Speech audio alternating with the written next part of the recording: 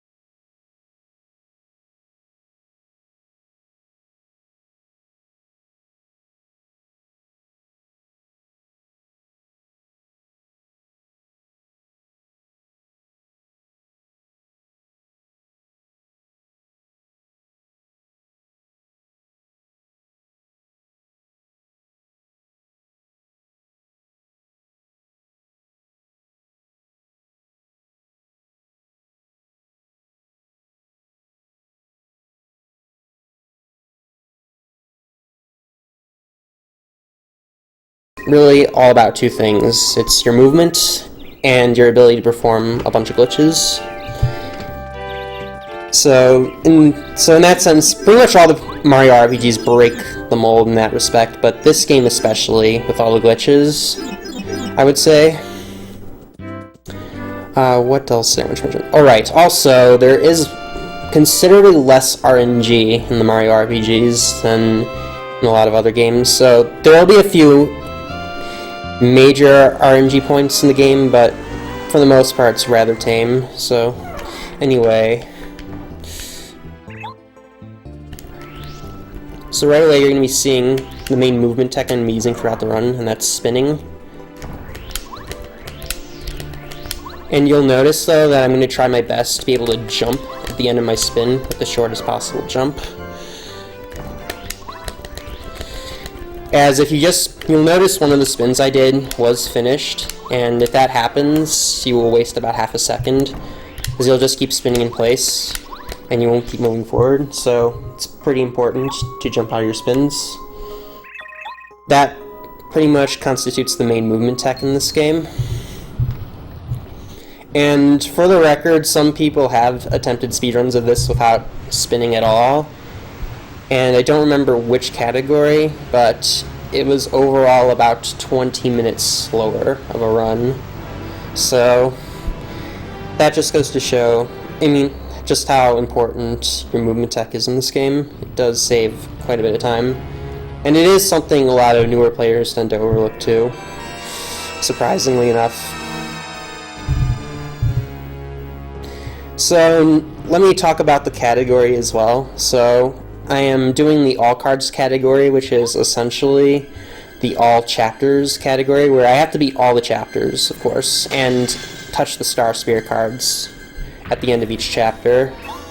Whereas, in contrast, any percent, you actually do not need to beat any of the chapters besides the last one. So it's kind of an opposite category. That being said, all cards is generally considered to be the premier skill-based category of this game, because any percent is more or less an RNG fest at the very end of the run, and you need to get lucky just to be able to finish most of the time. And I also kind of like all cards too, in the sense that you get to see most of the game, but you still get to see lots of cool glitches as well. So anyway, this fight, it's 100% scripted. I just mash A and jump.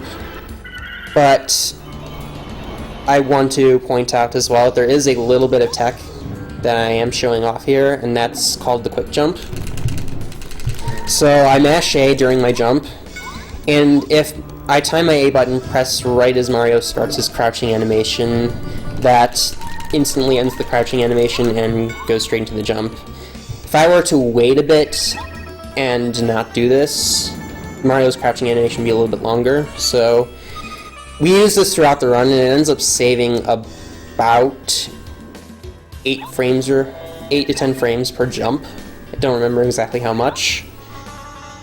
And it does, to a first order, result in about 10 seconds of time save overall throughout the run if you get all the quick jumps.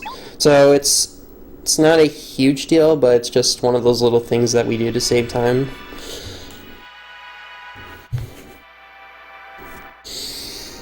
Anyway, this segment of the run though, while I did say there are lots of glitches, the first 20 minutes is essentially the same as a glitchless run, so you won't be seeing anything interesting, just basic movements really.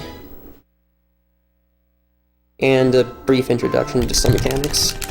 So I mashed A and B to get through that screen a bit faster. And another thing you notice, my mic can pick up a lot of my controller sounds pretty strongly, but during all these dialogue-heavy areas, you don't seem to hear anything, and that is because I'm just holding the B button. It is not necessary to mash A at all to go through text, and this is something that even the other Paper Mario games, unfortunately, didn't really get right, in my opinion.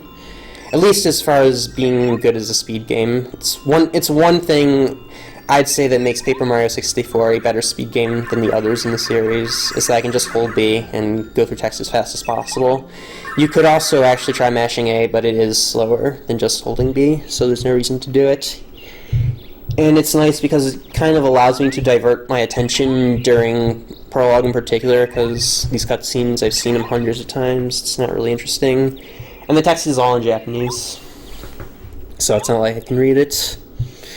Oh yeah, that reminds me, I forgot to mention earlier, so I'm playing on the Japanese Wii Virtual Console version. It is currently the fastest version available of the game. Some communities of other speed games make different consoles or different versions separate categories, but honestly, we feel such a thing isn't necessary. But the Wii Virtual Console saves time over the N64 version mainly because it is faster load times. But it is also a little bit laggier, so it's not a complete win-win situation. The Wii U VC version, on the other hand, it does have no lag and has the same loading times as Wii VC. So when it comes out in Japan, that will officially be the fastest version by about a minute or two. And also, unsurprisingly, I'm playing in Japanese because faster text. Some games it doesn't make a huge difference, but this game it's probably close to 5 minutes of time saved from faster text. And there are also several glitches that only work on Japanese, and the route that I'm using in particular also is JP only.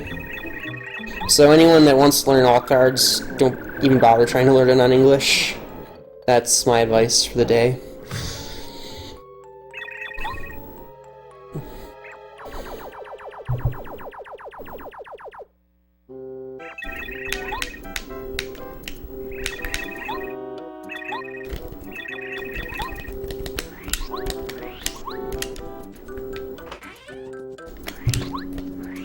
So I need to go right to that path that was just blocked off by Can Koopa, but I need a hammer to break that block, so that's what I'm going to do right now.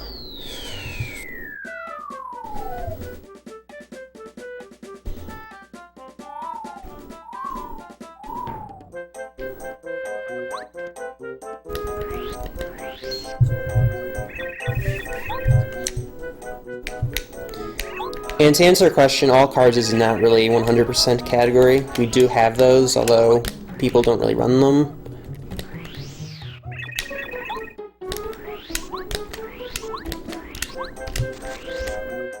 Okay, so now I have the hammer.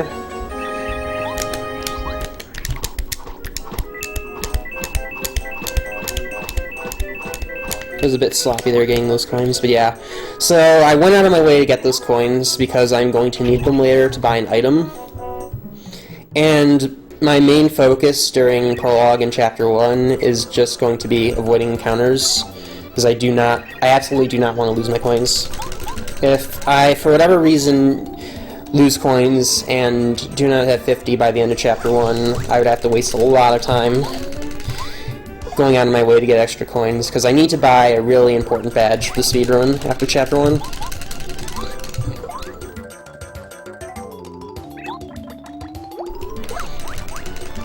So this is just like the Bowser fight, it's pre-scripted, I'm just mashing A and doing quick jumps, etc. But anyway, with 100, I was saying earlier, we do have 100% category for this game, as well as a chalkboard category, which require collecting all the badges and star pieces. But again, nobody runs them because they're long and, quite frankly, not really interesting.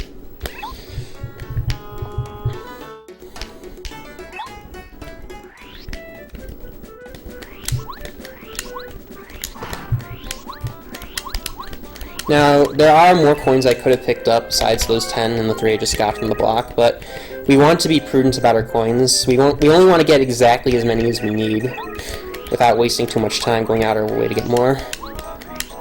Though, in any well, pretty much every other category besides all cards, you would get bush coins as well in the playground. And that is because, well, there's a variety of reasons, but in Glitchless, for example, you need more coins to buy more items in the beginning, so hence you need more coins than Prologue. But thankfully all cards works out pretty nicely. All we need to do is hit that block and get 10 coins. And every other coin is not really out of our way, by and large. So now Goompa's giving me power jump. Saying no to these tutorials, very, very important. Not so much with this first one, as it doesn't take a long time, but there are 2 more that I have to say no to. If I didn't say no, it wastes like 2 minutes.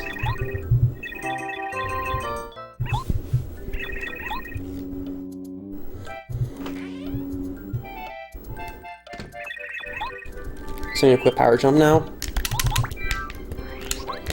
It's gonna be useful for the fights coming up.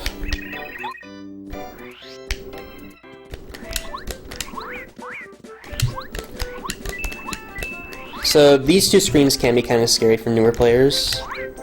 It's very narrow, and I have to dodge all these enemies. But with proper strats, it's not too bad.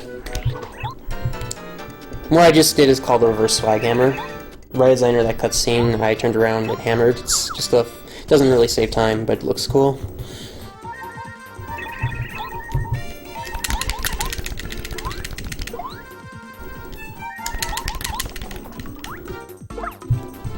Nothing too much to say about this fight. Red Goomba's 7 HP and Blue has 6. So I'm just going to power jump on Blue now, but then I'm going to do nothing with Goombario because Blue has less HP.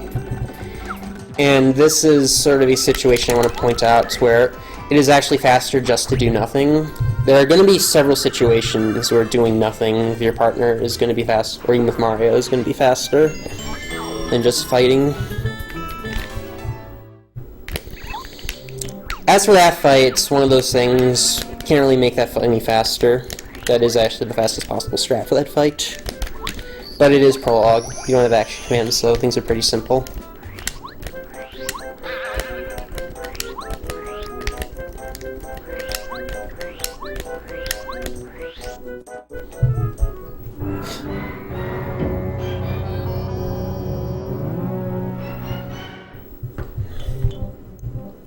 So this is the Goomba King boss fight. It's just like the Goomba Bros fight just did. It's extremely straightforward.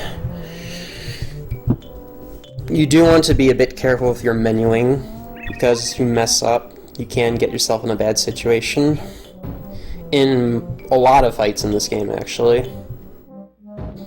And this game does drop input sometimes, so if you go too fast and don't pay attention, then you could very well lose your run to a menuing mistake. Something I am quite guilty of, even compared to other runners of the game.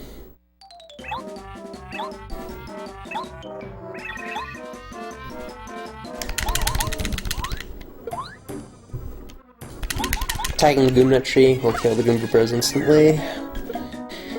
There's one slight piece of RNG in this fight, and that's the attack he does, and he gave me the slower attack. So it's about a half a second slower. It's not a big deal, but something to point out, I guess. There really isn't much RNG at all in the first 20 minutes of the game. It's pretty much just this fight. It's a half a second, maybe.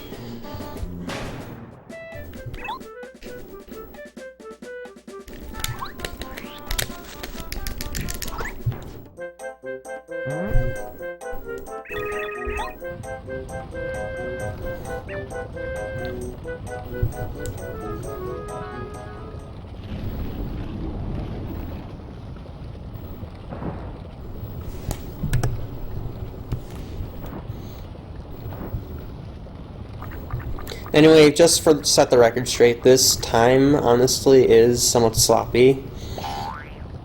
I ended up missing the coin block a few times in the playground, so that cost me a few seconds. Other than that, the rest of this prologue's been fine execution-wise.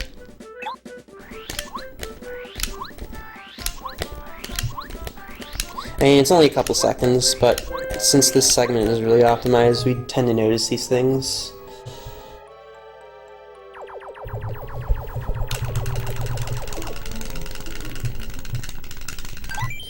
So I just saved and continued. It is actually faster to continue without saving, but you'd have to your menu would have to be frame perfect for it to be faster, so we just don't bother and just mash A. But it is something that was determined in the test to be faster, in case anyone was curious.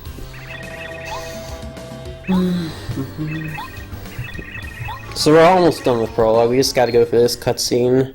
Then there's another one, and then one more fight, and then the game starts to get kind of broken. So.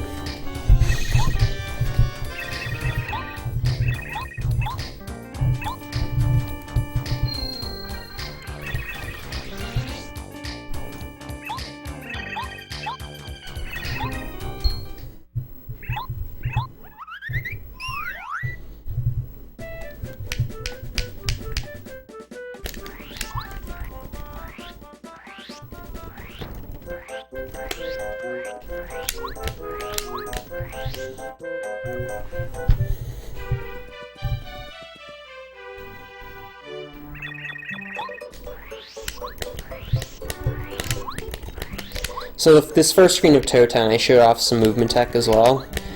I spun right into the step there, and that cancels my spin immediately. So that would be faster than just spinning straight right and jumping out of my spins. Not by much, but like a few frames maybe. It's a small little thing, but throughout the run, like even right here for example, we try to utilize our terrain to our advantage with our movement.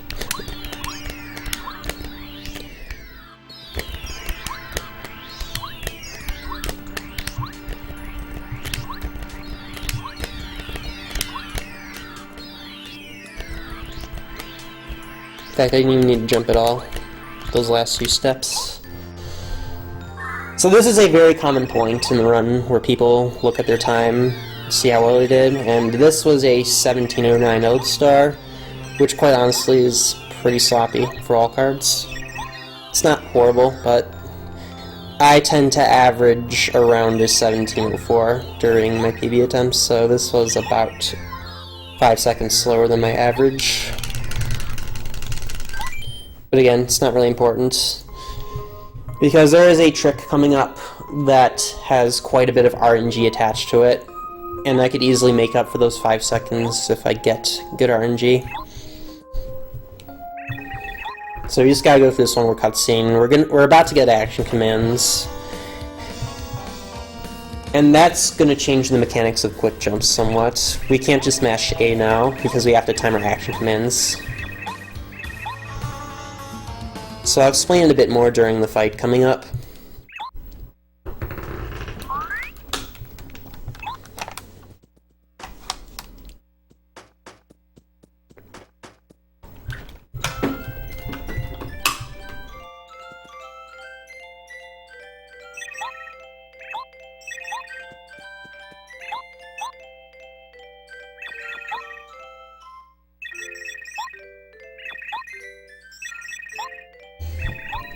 Anyway, I'll get this out of the way right now. I did make 340 my estimate, but honestly, my goal would be to get a sub of 310. time in a marathon, which I was able to do during both of my no reset runs I did for practice in preparation for this. So it's a pretty reasonable goal as long as I don't die to anything. Like, I can be really sloppy and still get that time.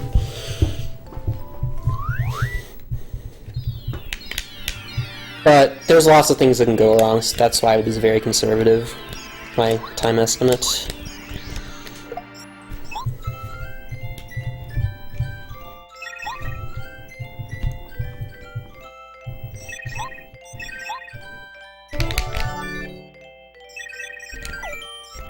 And another nice thing is, for all these dialog boxes, I can just hold B to say no. Alright, so this fight, pretty straightforward. So that time you noticed I got the quick jump. The crouching animation was fast, but I didn't mash A there. I had to time my A button press. And again, I did nothing because it's faster. Okay.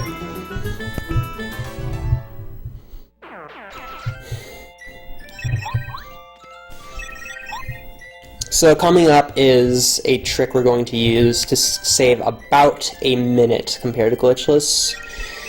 You normally have to do this long cutscene by talking to Merlon, talking to the Black Toads, blocking my way to Pleasant Path. But we're just going to bypass them with some clever out-of-bounds movement. So first things first is there's going to be a Toad, and I need to use him to clip out of bounds, and I need him to stay still. That's RNG based, whether he stays still or not. So please stay still. And he did, it's good.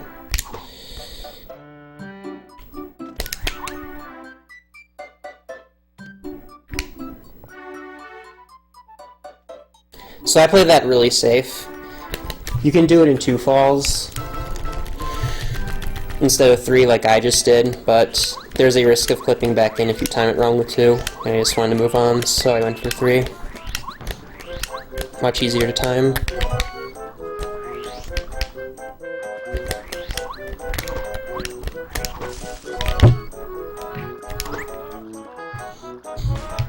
So another little thing about this screen is that when I got that power block, I was facing left. Now, items in this game, they come out opposite in the direction you're facing when you hit the block, which is a contrast to, say, TTOID, where it's actually random which direction it comes out. But thankfully, item blocks are well behaved in this game, so that works to our advantage in that situation. It would certainly be a bit slower if I knocked out the item on the other side and then hit the tree.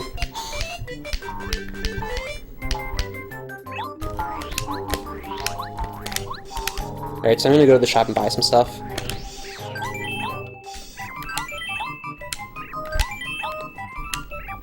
So I bought 3 pop box and a fire flower. I'm gonna need these for a bunch of fights coming up because my damage output is low. Actually, you know what? I'm gonna safety save here because I just remembered something. Just in case. It's probably not gonna be an issue, but there is a mini game coming up where if I fail it, I could be in a lot of trouble. So I don't want to have to do half a prologue again if I reset here.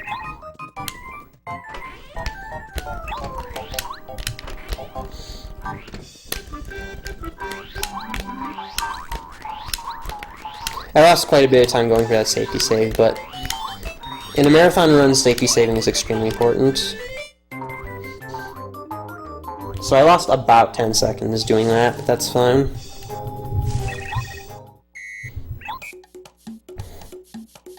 One, 2, 3, 4, 5, 6, 7, 8. So that is pretty bad RNG. The number of bounces that the fuzzies do is random. It can be from anywhere from around 9 to 13, and 12 is really bad.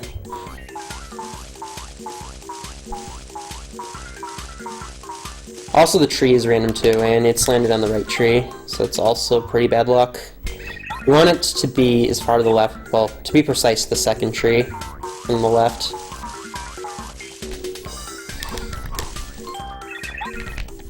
So those were really bad fuzzies.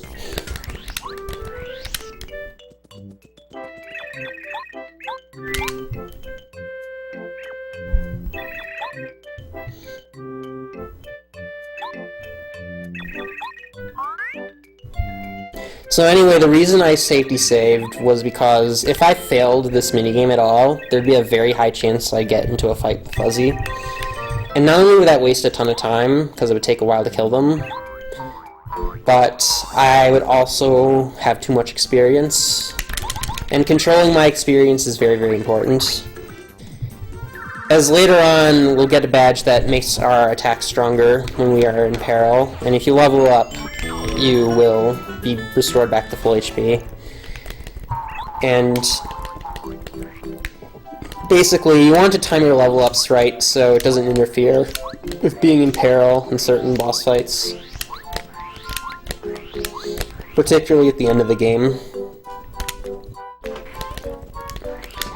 And on that last Fuzzy, it can be really tricky if they bounce back and forth in the same tree. It's not common, but it can happen, and I've lost runs to that.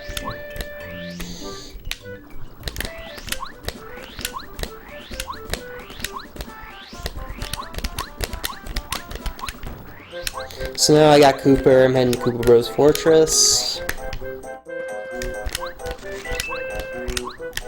Gonna need this Thunderbolt for a fight.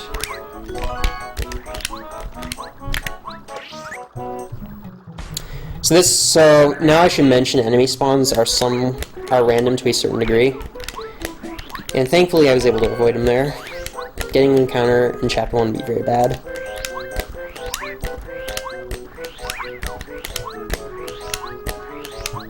Because again, as I said, I need to maintain my coin count.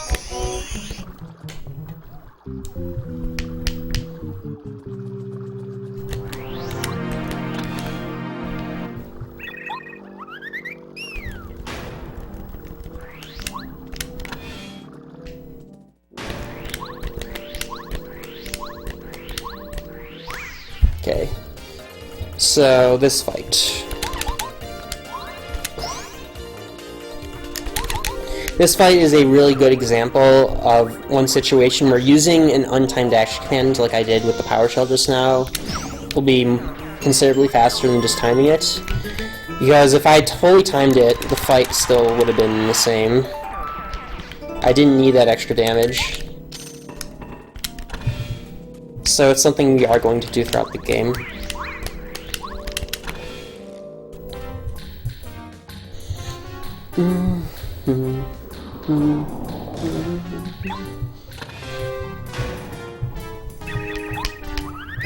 Okay, so I'm going to take a small detour in this room to get that badge in that jail cell.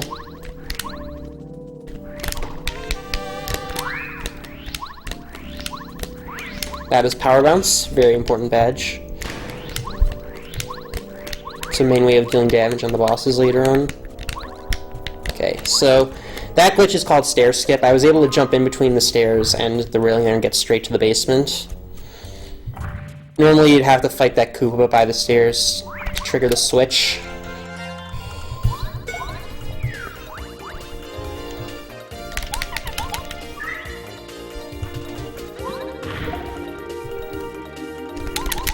So these fights are mandatory, and that's why I went through the trouble of buying all these items earlier. This next fight, though, is probably the most important fight in Chapter 1, because there's a 10% chance, I'm going to use the fright jar for these guys, and there's a 10% chance that it fails in one of them individually. And it didn't fail, so that's very good. If it did, I would have lost about 18 seconds, because I would have had to kill one of them off. It's possible for the fright jar to fail on both, and that would be absolutely horrible if it did, but thankfully it didn't.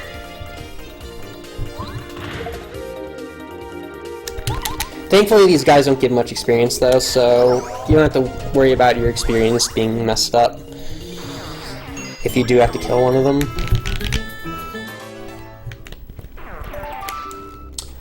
It's a decent pit overall.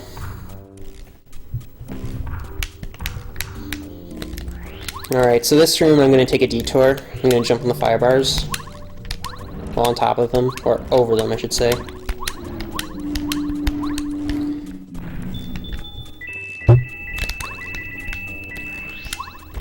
I obviously need them for the coins.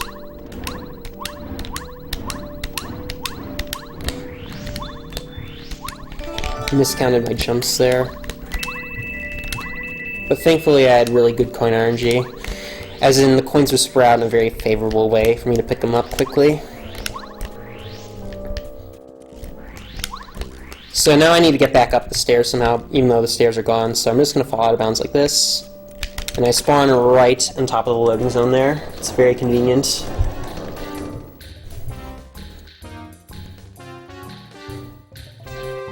It's kind of hard to explain how out-of-bounds mechanics work, but the idea is when I'm falling down like that into the void, the last piece of solid ground above me, when I reach the very bottom, is where I'm going to respawn. And if there is no solid ground above me at all, then I'll just respawn right where I started falling from. So in that case, I wanted to fall down and maneuver myself such that the last piece of solid ground above me would be that loading zone by that top door, and that's what I did.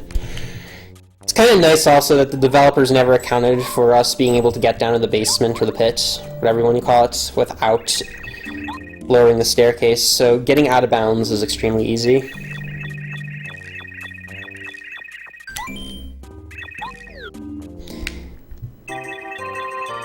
And for the record, in any percent, you wouldn't even do those pit fights because you don't even need to finish Chapter 1. The only reason we went through the trouble of doing them is to get that key at the very end, as well as all those coins.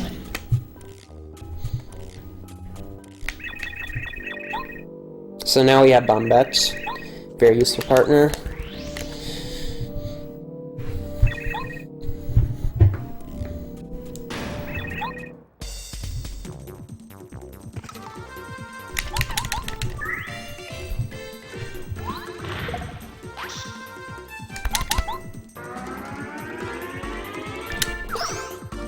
So I could have used Cooper instead of Bombette, and this fight would be faster.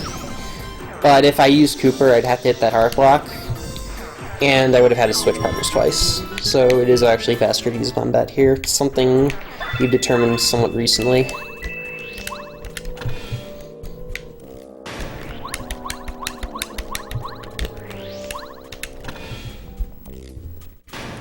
So I'm getting this key over here. I need to lure this guy out far away.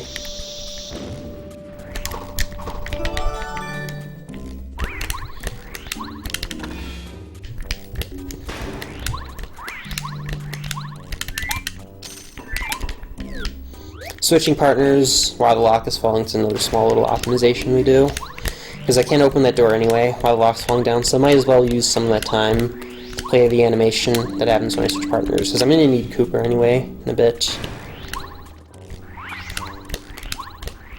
Right, so this is another trick coming up called Pie Jump. I'm going to use Cooper to hit the switch, and a bunch of walls will come up, and I can get around the walls just by precise positioning. Okay, so that's good. Okay, we didn't miss both pie jumps, so that's very, very good.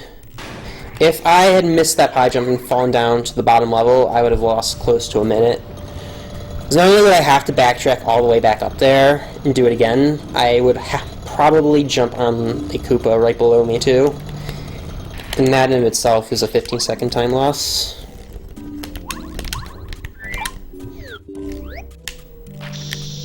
I usually use a slightly riskier strat for that last pie jump, but I took it pretty safe because I didn't want to miss it. Generally speaking, if you miss pie jump during a PB attempt, it's a reset.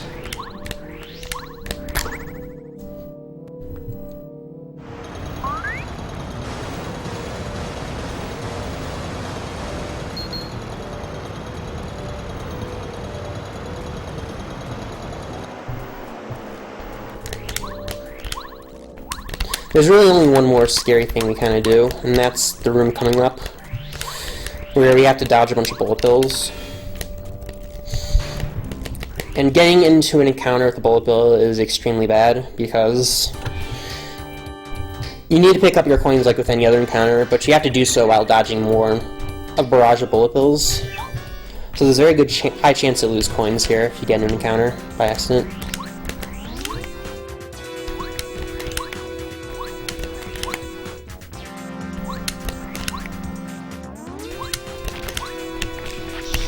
Oopsie daisy. That was a very bad idea.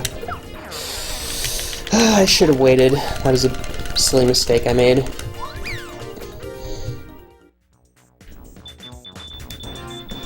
And that's very bad. Oh my god. That's actually really, really bad. Now I'm in high risk if my coins spread out unfavorably. Okay, so that cost me a lot of time.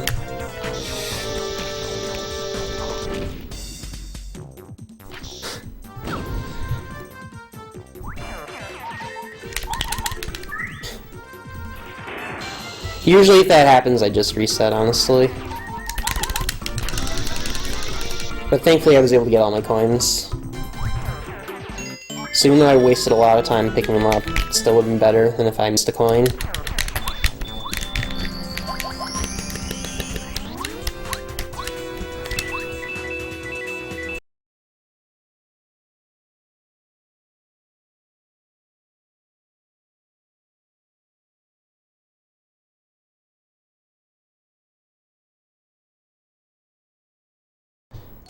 Yeah, about 30 or 40 seconds.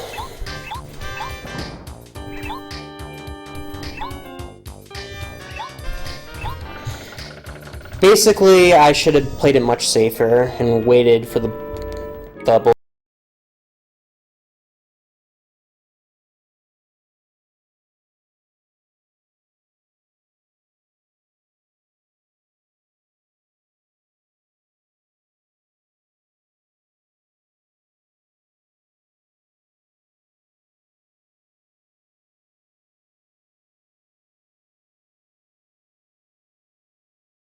At the very end for the bullet bill to start, or the blaster to start firing bullet bills before you place bombette down. The good news though is this boss fight's extremely easy.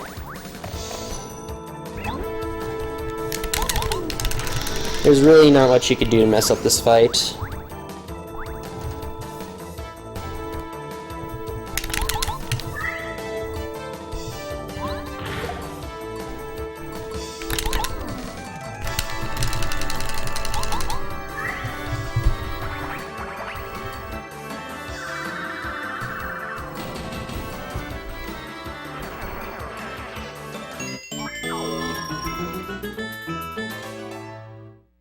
So quite honestly, if I didn't get in that bullet bill encounter, I would have actually been done with Chapter 1 by now. But this is a marathon, and when you make a mistake, that'd be a reset, of course. You just have to continue.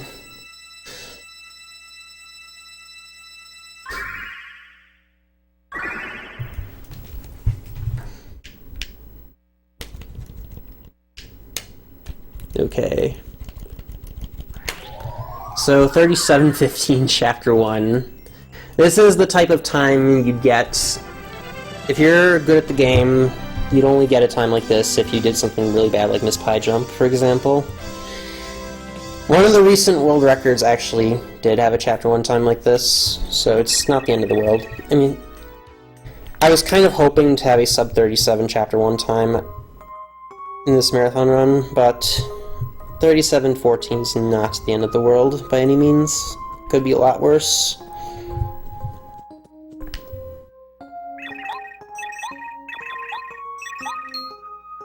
And it's kind of a good way to showcase just some of the worst things that could happen during runs like that.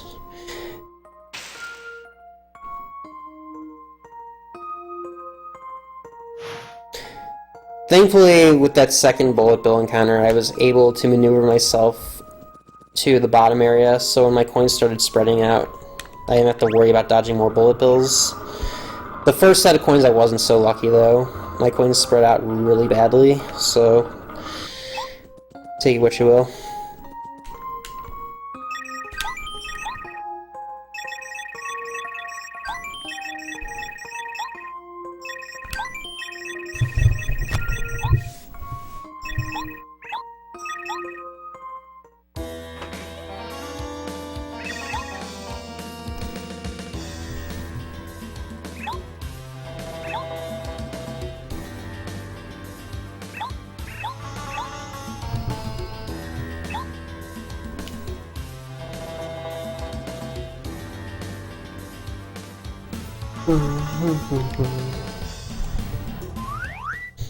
So not much to say about that cutscene, very straightforward.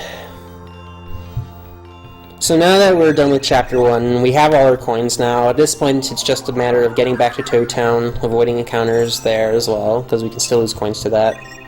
Saying no to this tutorial, very important. If you say yes, you lose 2 minutes. It's a very long tutorial.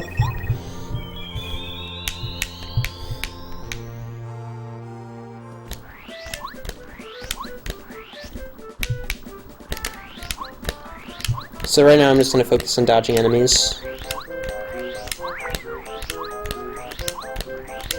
Which thankfully it's quite easy to do.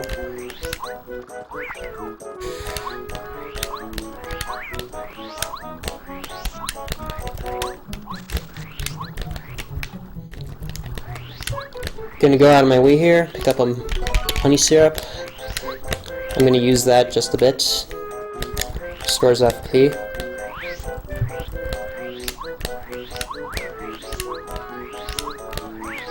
Okay, so we avoided all the enemies, so we don't have to worry about losing coins now.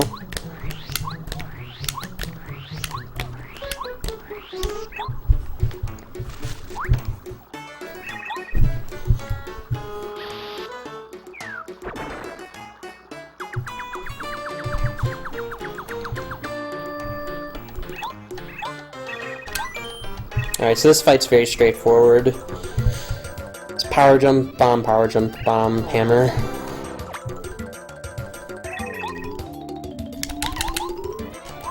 People used to give me a lot of flack for this fight in the past, though, because I would often menu too fast and make a mistake here and lose time. So we'd often joke that Bass would say that Junior Trooper number 2 is the hardest boss in the game. Thankfully, it's been a very long time since that's happened.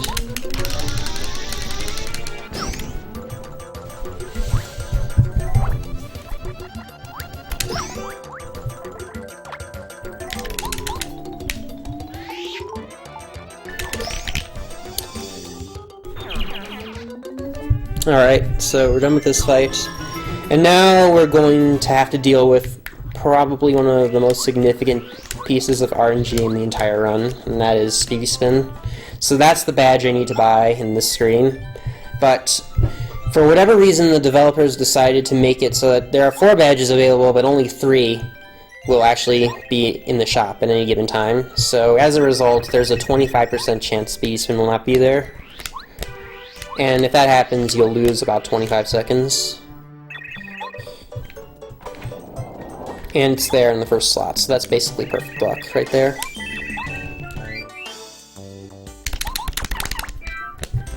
You might have noticed I had 51 coins and I only needed 50.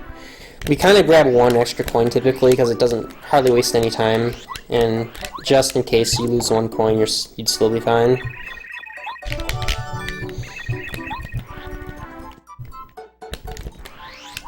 So yeah, we got Speedy Spin first try. Overall, RNG's been, other than the fuzzies, it's been pretty good. And the bullet bills as well. But getting into the counter was still my fault. But yeah, basically RNG's been pretty solid so far. Can't really complain about RNG. Especially if you get Speedy Spin and Fright Jar. Fright Jar not failing and Speedy Spin first try, pretty much all you need to get a decent run going.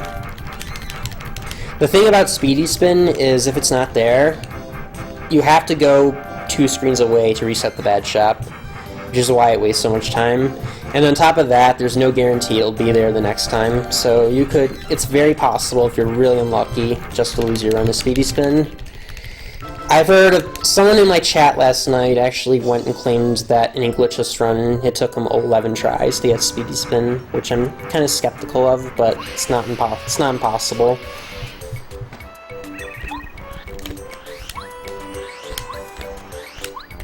Okay, so now we're in Chapter 2 / Mount Rugged, and we are going here mainly to get So our objectives are these 3 things. Get Paracarry, who's a very useful partner. Get the Magic Seed, which you need for Chapter 6, in the bubble. And get 2 Wackas. So, talk to Paracarry. Now we're going to get 1 Wacka.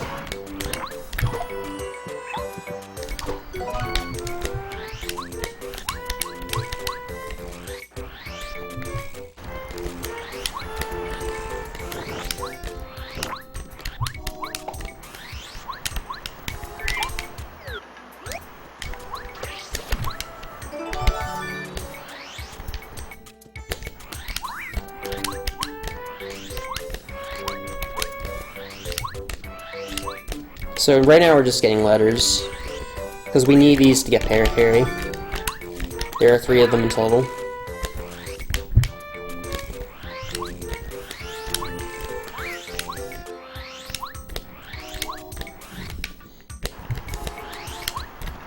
So there's one more letter on this screen that we're gonna get, or the next screen, sorry.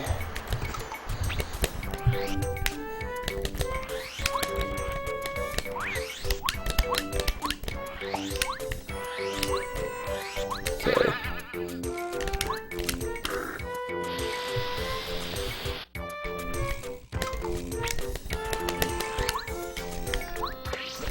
So that was a bit unlucky. Sometimes the way your partners follow you around is somewhat random, so sometimes they won't be on the ground when I want them to be.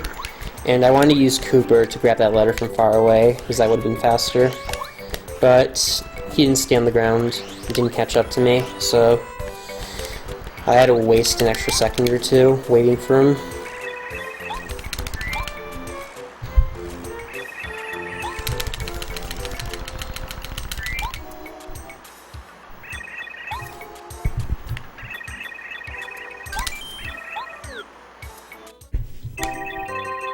Okay.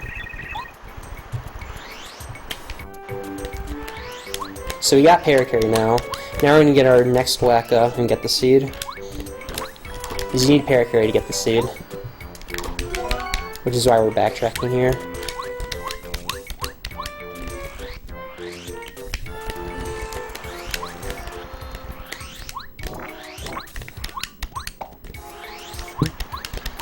Honestly, there's not too much else stuff to talk about. It's just basic movement, really, that we're doing in Mount Rugged. So, okay. Now that we've got the seed, right as I say we don't have much to talk about now, we've got lots of stuff to talk about. So, now that we got the seed, we actually have nothing else that we need to do here. So, obviously in a normal playthrough, we'd keep going right and continue Chapter 2 normally, but now instead we are going to take a detour and head back to Toad Town, because we pretty much got what we needed here.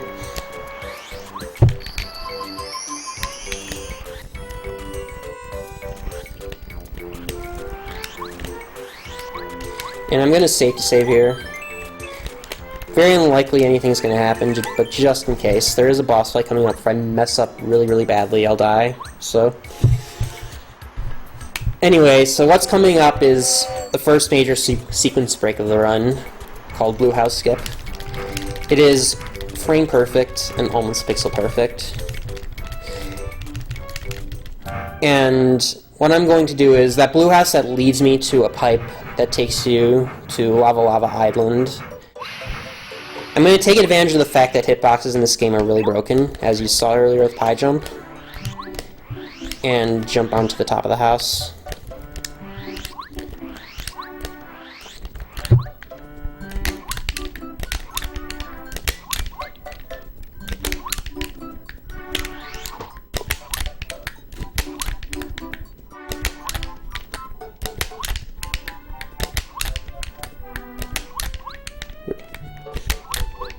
Okay. So that was kind of a bad BHS, honestly. I got a bit nervous there. But anyway, what we're doing now is we're gonna go to basically we're gonna go to Chapter 5.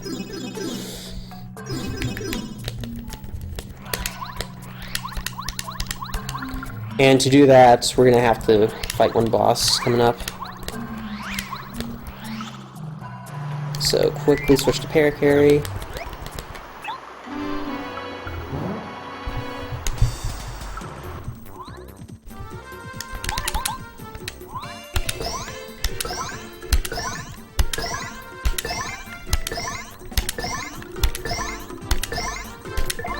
Alright, so that's a 10 cap right there. I'll discuss that in a minute because I want to focus on this fight, what power bounces and caps mean for the run, because they have major implications.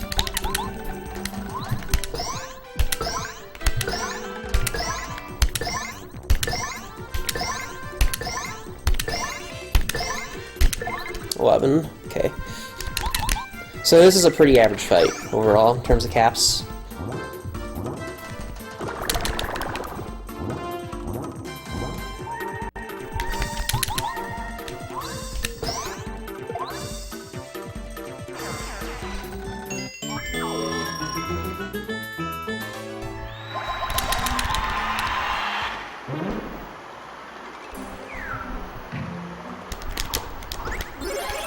So this sushi time is going to be really bad, but it's mostly because my chapter 1 time was well below average.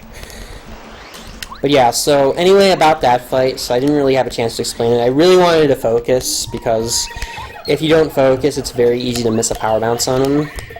So essentially the way power bounces work in this game is that the number of total bounces you are allowed to do on any enemy, particularly bosses, is random to within a certain range. So with Blooper, for example, it can range anywhere from 8 to 20, supposedly. I've never gotten 20. I think the highest I've ever gotten is a 17. So what caps you get on that fight determines how much time you'll save, kind of. And I got a 10 and an 11 cap, so that's a fairly average fight. Above average fight would be where your caps are such that you beat them in 2 turns instead of 2.5 like I just did. So, for example, if you got a 10 and a 13 cap, that would be enough to beat them in 2 turns. But you could also get lower caps, where then you need a power bounce on turn 3. And that would be really slow. In the best case scenario, you'd power bounce, shell shot, and power bounce. You need really good caps for that, but that would be the perfect fight. And you get what's called a 1.5 turn blooper. And this is really unlucky. So in order to dodge that spear guy, I needed him to notice me, and he decided to just do his own little thing. So that cost me about 3 or 4 seconds right there. But I went out of my... So I only really came here just to do 2 things. One is to get sushi, which I need, because my main objective is to go to Chapter 3, and I need sushi for that. The other is to go into... I need to switch badges. It's to get Power Quake. Would have been very bad if I forgot to switch badges.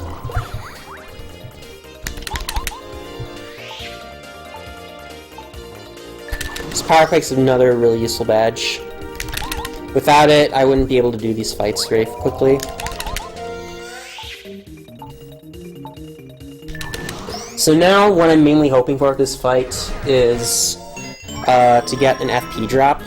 It's about a 50-50 chance if I get it, and we did get it, so that saves me a honey syrup. So hence it saves about 6 seconds overall by getting that. If I didn't, I would have had eaten that honey syrup before doing this fight.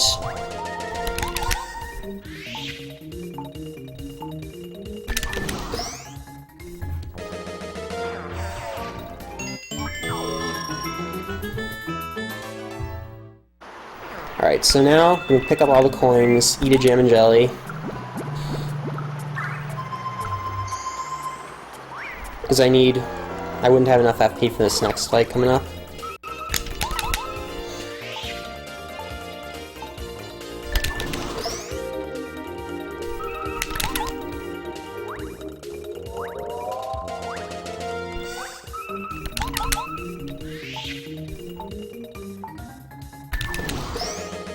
So anyway, that's the sewers fights. Honestly, they went pretty well overall because I got FP drop, and I remembered to pick up the coins also before eating that jam and jelly. If you forget to pick up the coins, there will be a ton of lag when eating jam and jelly, and that wastes a lot of time. I did say that VC version is laggier. So anyway, that wraps up the sewers part. So overall I got Spear Guy trolling me like that, so it's not that good of a segment, unfortunately. Basically, the FP drop counterbalanced that Spear Guy trolling me. So the rest of the segment is more or less RNG, because there's all these mini games that you have to do, and you can lose. It can be plus or minus 3 or 4 seconds, per minigame, and there are 3 of them. So this one, I have to hit a boo. That gets the record, obviously. And that was a very fast record drop.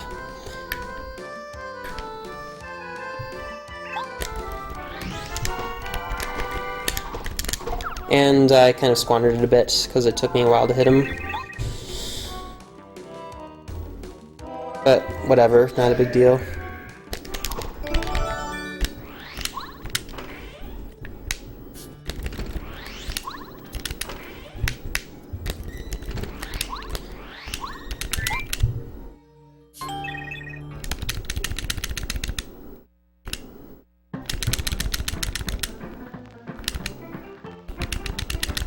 Get over here, please. Thank you.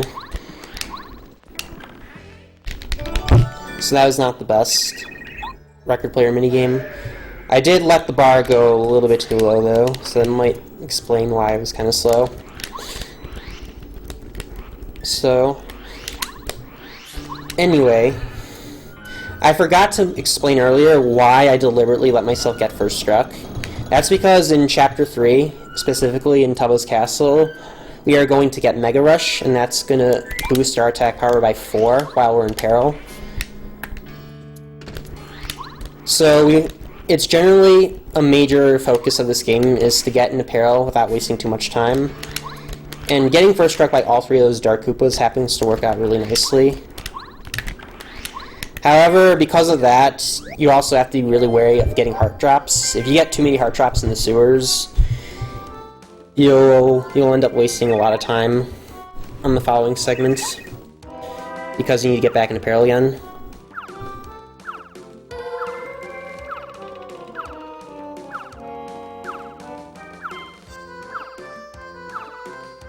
So that was the worst possible luck on this minigame just now. It ranges, the number of times they throw the boots towards each other is anywhere from 6 to 10, and also how quickly they throw it is random too. So I got really slow throws, and it was 10, so hence essentially the worst possible luck. Whoops.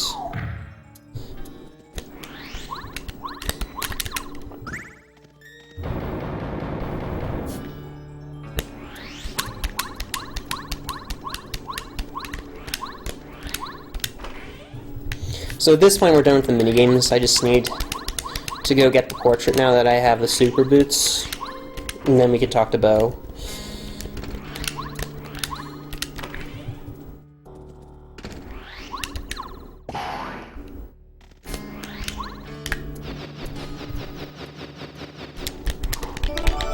So now we got the portrait. A funny thing I should mention is if I fell down the bookcase there, I'd have to go all the way back up, and it would be a run-ending mistake if that happened in a serious attempt. Although I've never seen it happen to anyone, myself included, and I'm known to choke on lots of weird things.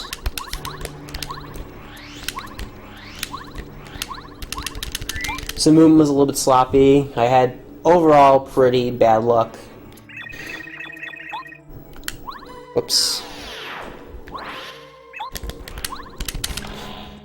This isn't even going to be sub 59.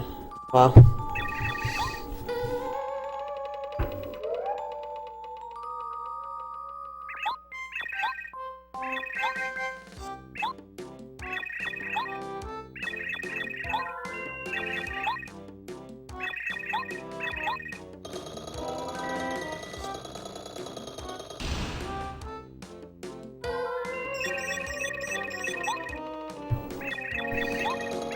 So this is, I don't have my PB splits open right now, but just for reference, this is more than a minute slower than my PB now. I mean, most of it's because of Chapter 1, but that segment was also pretty bad too. I'm gonna safety save here also. Because now, keep in mind, I am at 1 HP, so if I get first struck by anything, I'm dead, pretty much. The exception is the Paragroombas on the next screen. They only do 1 damage, but I have to block. And just in case I don't block, I don't want to have to do the entire mansion again, so Better safe than sorry.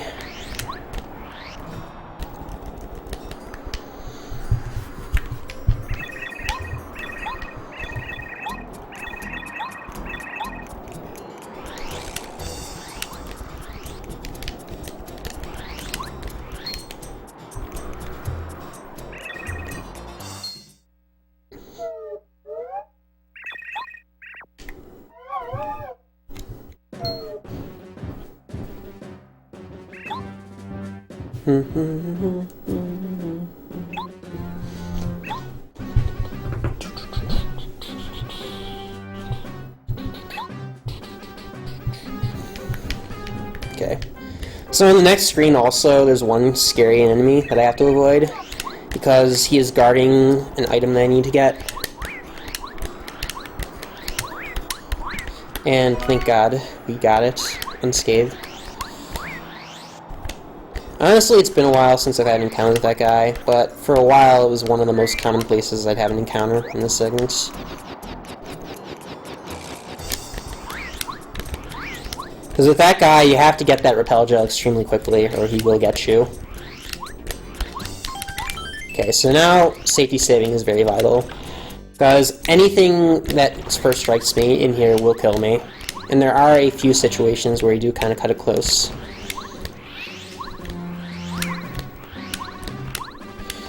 So, just some lingo to get out of the way. To get first struck by a clubba, we often refer to it as getting club-bopped. It's a fun little jargon thing, I guess.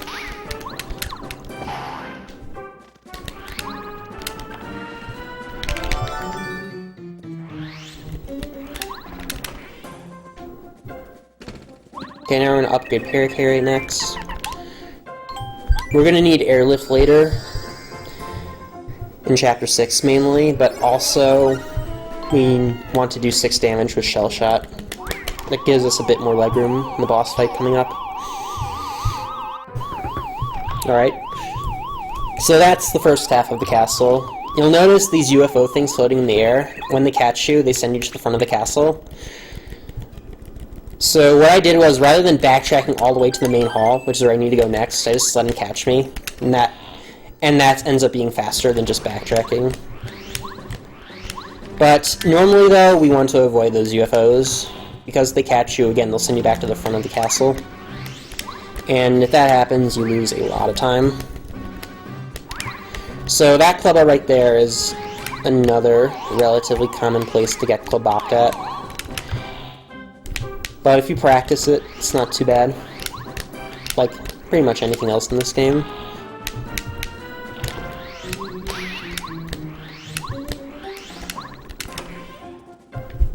Alright. So, I was able to get through the spike room area in one cycle because I had speedy spin on.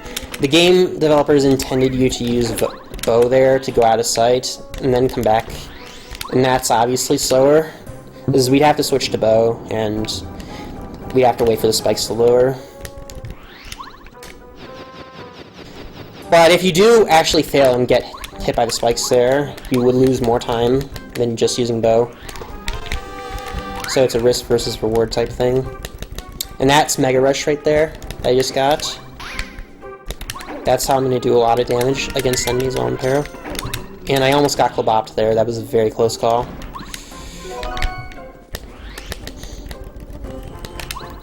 I failed to open the lock earlier, so he almost got me. But I avoided him in the nick of time. You can lure him out a bit further, and then it'd be a lot safer. But honestly, it's not that hard to do what I just did somewhat consistently. Right? Another thing, you don't need... A lot of people, especially in casual playthroughs, will go through this room and walk quietly to not wake up the clubbas, but you can, especially if you have a speedy spin, you can just go right past them fairly easily. I'm gonna save, but I'm not gonna hit that heart block, because I want to be in peril.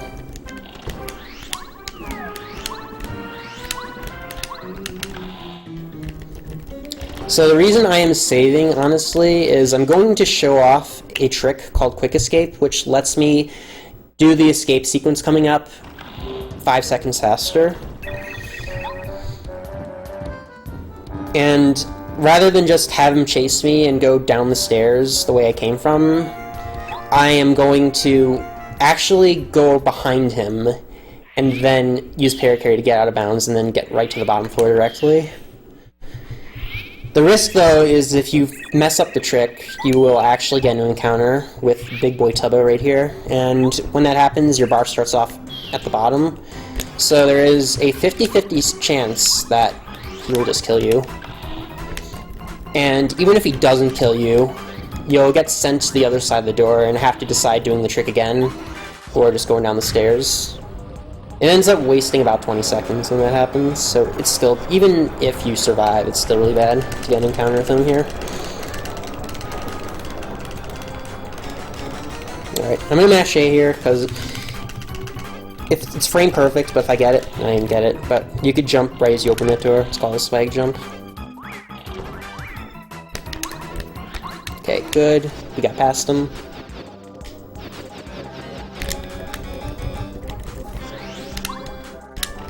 So that's Quick Escape right there.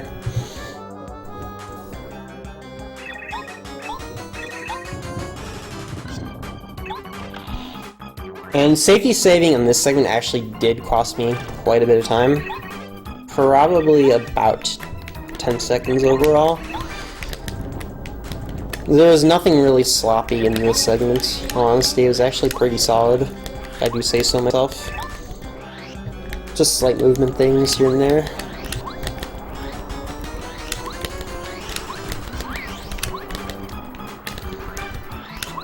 So again, I'm still at 1 HP, so I gotta be careful to avoid enemies on the way back here. It's not too difficult if I just hug the bottom of the screen, but something to keep in mind. Alright, so one more safety save, just in case I mess something up on the boss coming up.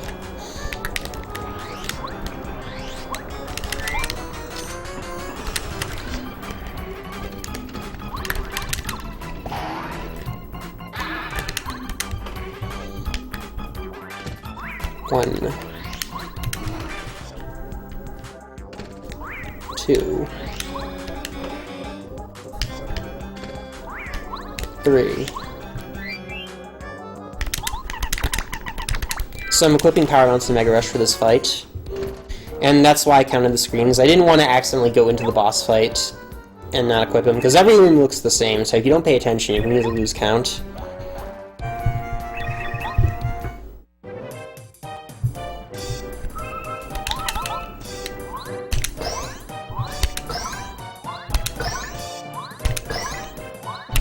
Alright, so we got 5 capped there.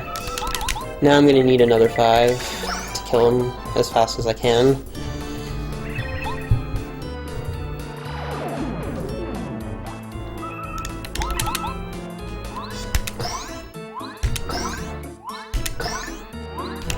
Alright, so we got double 5s. That's good enough.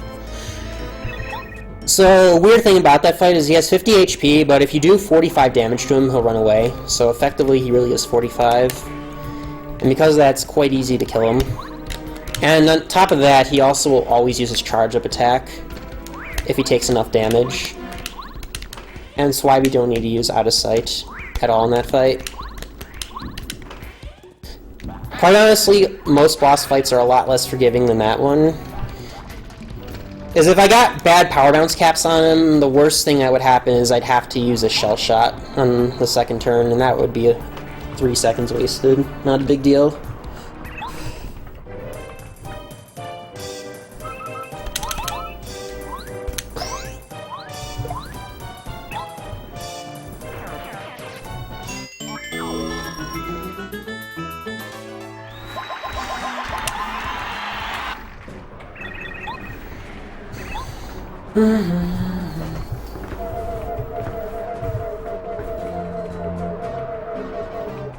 So overall, this is not the best pace, but it's a marathon. I was able to get a 108 double blow time in my no reset run yesterday, but again, I made a major mistake in Chapter 1, so that's pretty much the reason why this pace is really bad. But as far as my goal of getting a sub 310 all cards run is concerned, we still got lots of leg room to work with. Alright, so coming up, one of the most difficult tricks in the entire run. It's multiple frame perfect inputs. So just gonna change my badges real quick.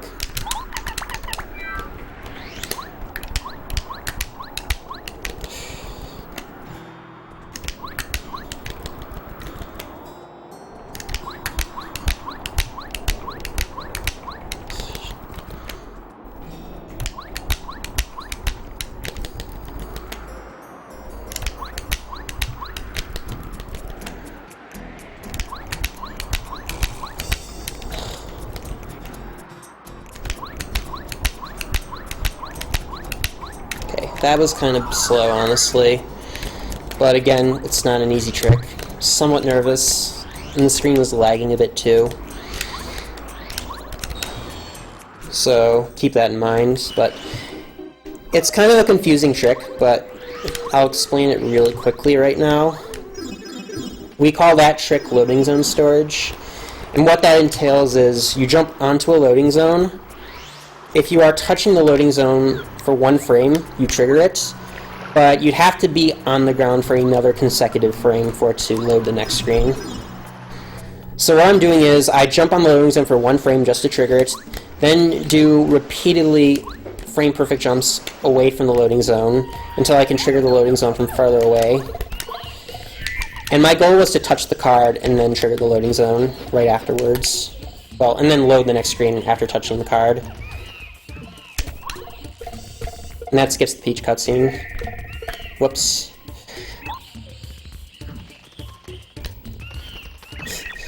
Silly thing happened, but anyway, yeah. So this trick is called Raphael Skip. It skips most of Chapter 5.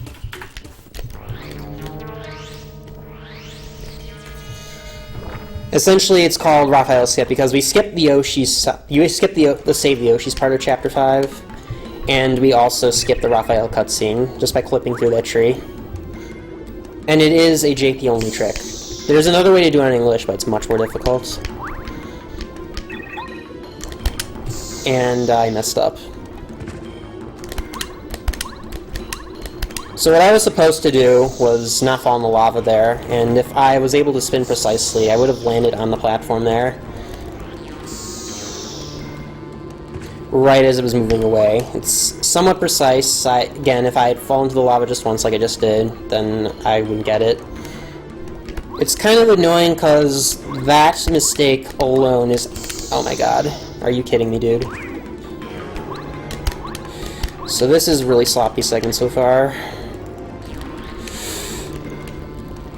So I ended up losing about 20 seconds on that screen. So really, really bad.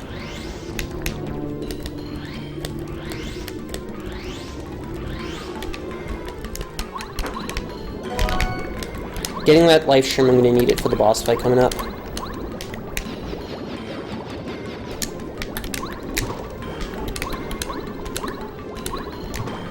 And I failed the lava skip. Nice. So that was really bad too. This has just been a horrendously bad segment so far. But that trick is similar to Pie Jump. We call it Lava Skip, because it skips the block puzzle that you need to lower the blocks there, or to lower the lava. And you do something similar to Pie Jump where you maneuver yourself to the very edge and bypass it. But there's sort of been an interesting debate in the community. Unlike Pie Jump, we do consider Lava Skip to be a glitch. And that's because if you notice, on the way back, the blocks actually reset themselves, so the lava was lowered already. I was thinking about saving there, but I realized it's not really necessary. So yeah, it would automatically lower the blocks. And I guess this would be a good time to talk about triggers. So, talking about triggers in this game is very important, as it's one of the reasons that we're able to sequence break the game so effectively. But essentially, the concept of a trigger is, if you do a certain thing at a certain point at the game will think you're at that point, kind of. So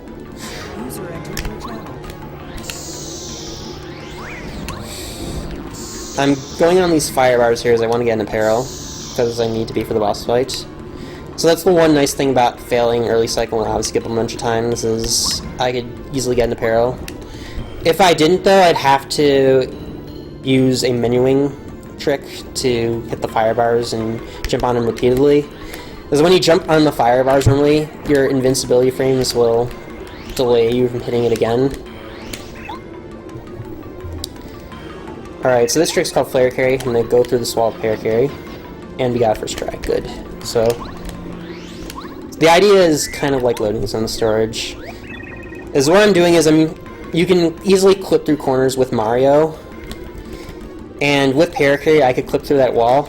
And when I dropped down, I was on the loading zone for just long enough that it'd take me to the next screen.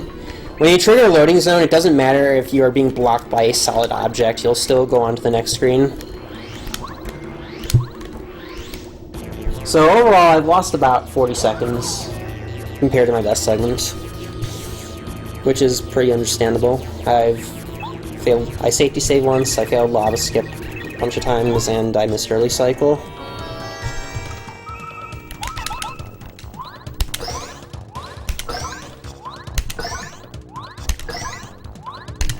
Alright, so we got 5 cap, that's good.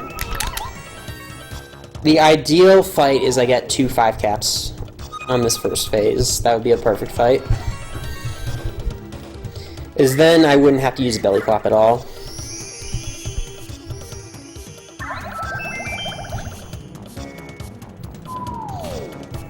Nice thing about this fight is I use the life shroom and then the next 2 attacks put me right back into peril.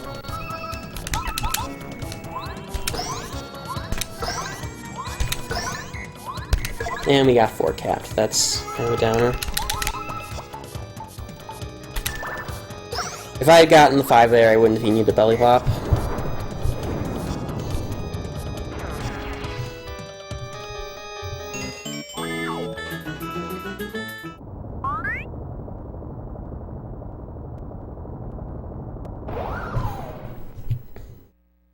Alright, so this phase of the fight.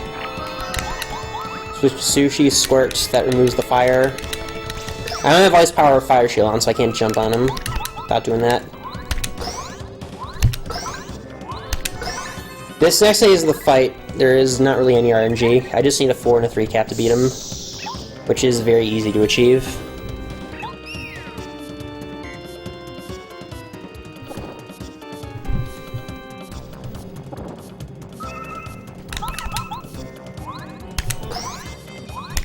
Alright, so that jump, or that power bounce I just did can be kind of scary for newer players. Because those bomb things that the buds shot out affect the arc of your jump, and this fight itself is also kind of laggy. So just keep that in mind. It's kind of easy to mistime your power bounces there, and if that happens, you're kind of screwed. It's the main reason that I safety saved before this boss fight.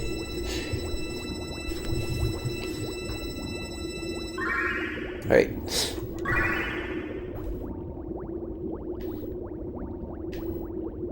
So overall, pretty bad segments, but what can I do?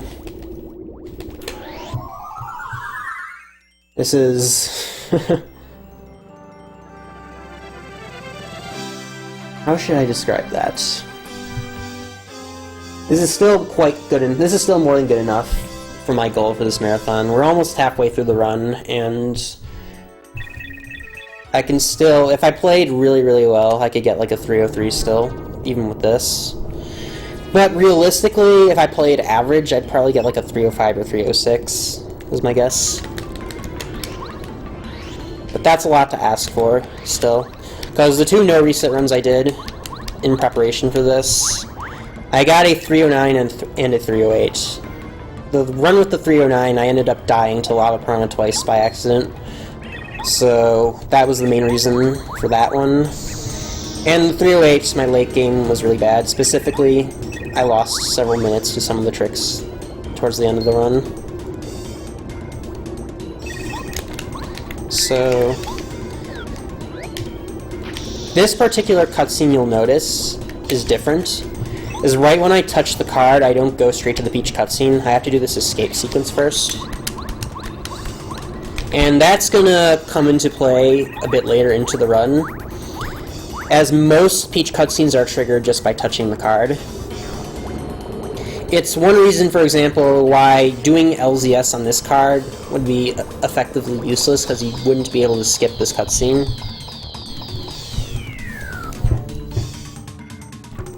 So yes, essentially this particular Peach cutscene coming up is unskippable. Even in any percent, you have to do it.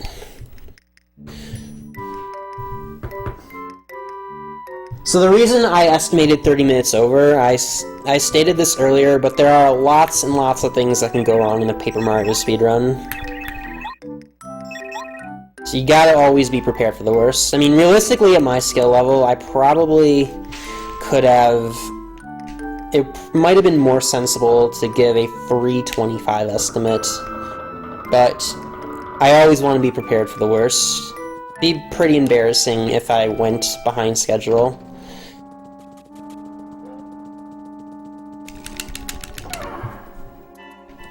I mean, made some very major mistakes this run, honestly, where I normally would have just reset for a real PB attempt, but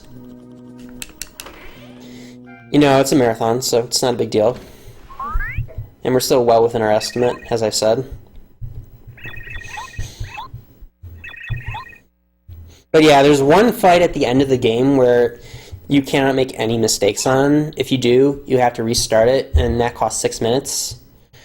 So my ultimate fear is I get nervous and choke on that fight, and have to reset a bunch of times. That's kind of what that estimate takes into account, mainly.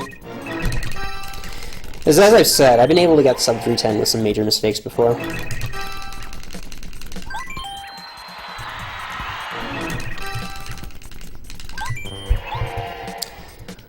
So this cutscene, there isn't too much to talk about. I'm just mashing, really. My ultimate goal is I do not want to win nor lose this quiz. So I have to answer just the right number of questions correctly. So I'm just going to mash A and answer every one for the first one, except the last one. And this is the last one coming up. Okay. If you do mess it up, you'd end up getting a jam, or one of the Koopa Trolls would get a Jam and Jelly, and that would waste about 2 seconds. Now this run, or this, so the next part coming up, in my opinion, is the worst part of the typical all cards run. That's Chapter 4, especially if you are playing on Virtual Console. And the reason for that is both boss fights are, or have the potential to be very laggy, and the lag can affect the timing of your power bounces. So if you miss power bounces, in the best case, you'll lose somewhere around 30 seconds. And in the worst case, you'll just simply die. So, it's something to be really careful of.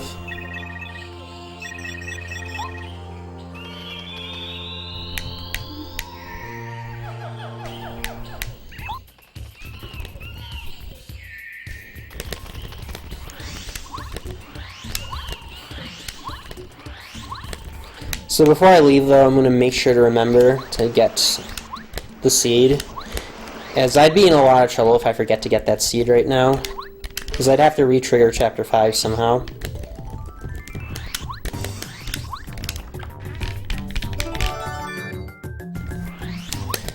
So I've only kind of briefly mentioned triggers so far, but triggers are going to play a really important role in the next segment. As right now you'll notice, we're in Chapter 5, so the game normally expects us to go to Chapter 6 next, obviously. So while we can enter the toy box, we're going to need a way to make the game think we're in Chapter 4 again, because if not, then we can't fight the bosses, and thus we can't get all the cards, and therefore not satisfy the requirements of this category.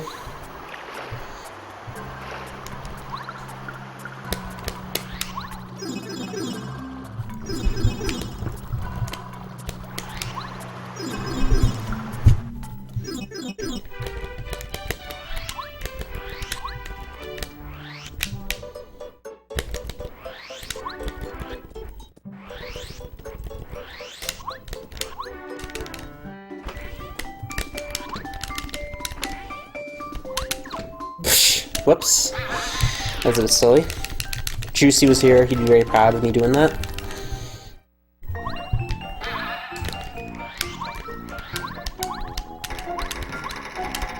So now I'm going to do something kind of confusing. I'm going to go to blue state or to green station first. I ultimately want to go to pink station, but there's a little thing I need to do first. So by going to green station, I'll enter pink station from the right, like this. And I'm going to take a brief stop and hit a switch, and that'll complete the train tracks on this side.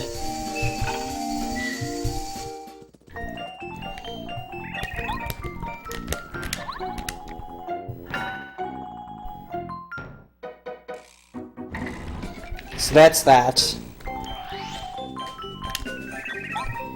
So you'll notice one effect of triggers with Chapter 4 is that usually in order to use the train station, you'd have to get the train from the storeroom, but I did Chapter 5, so the game assumes the train's already there. That's how that works. So anyway, the reason I need to go to pink station is I need to get to that chest and get what's inside it. And what's actually inside it is a frying pan that you normally give to Tasty T. Hello? Okay. That was kind of weird, but yeah, so I'm going to use another glitch here, similar to Flare Carry. I'm going to clip through this wall here. Using Para Carry.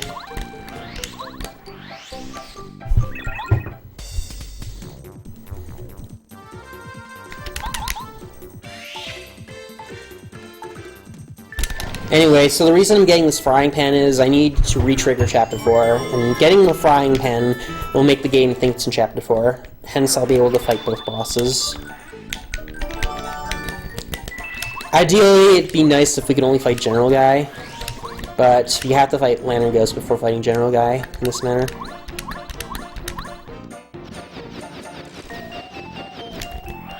So you might be wondering why I did that trick again. The reason is that balloon guy. If you just use the Jack-in-the-Box to get away, he can first strike you.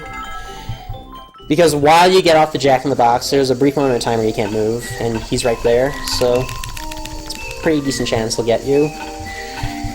There is a bit of a time limit, though, when I do that, because if I do that trick too slowly, Shy Eyes will start coming out of the revolving door, and it'll get me.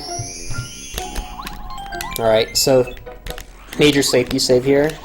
There is a rather scary boss fight coming up. I am the scariest boss fight in all cards.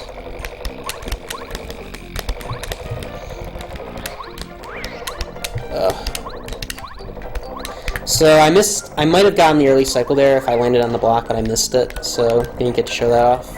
But it's similar to the thing in Chapter 5, where if I moved just fast enough, I could get on that platform at just the right time and save, and that would save about 5 seconds if I did. Okay.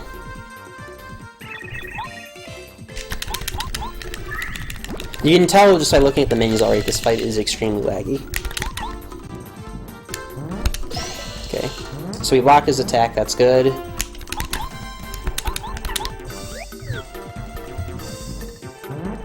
Now I'm in peril. That works out very nicely for me. Right. So the next 2 turns are kind of scary. I could easily die here.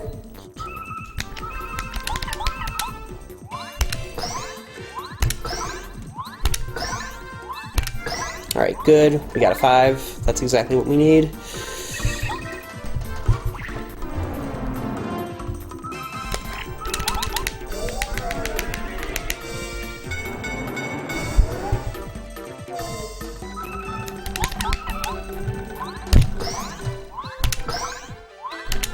Alright, so I'm not sure if the video feed's going to show it, but you might notice on that second power bounce there was a little bit of a speed up.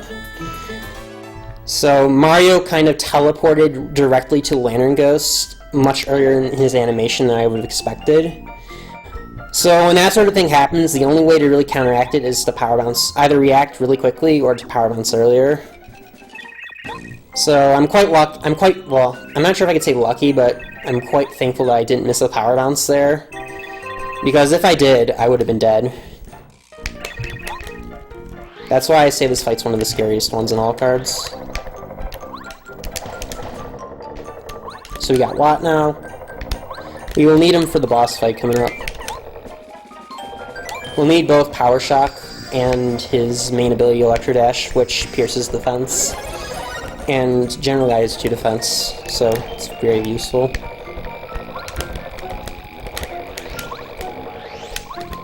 Alright, I'm gonna save again, because just like with Lantern Ghosts, you can get speed ups on him and miss power bounces. And if that happens, you should be okay, but just in case, it's very useful to save there.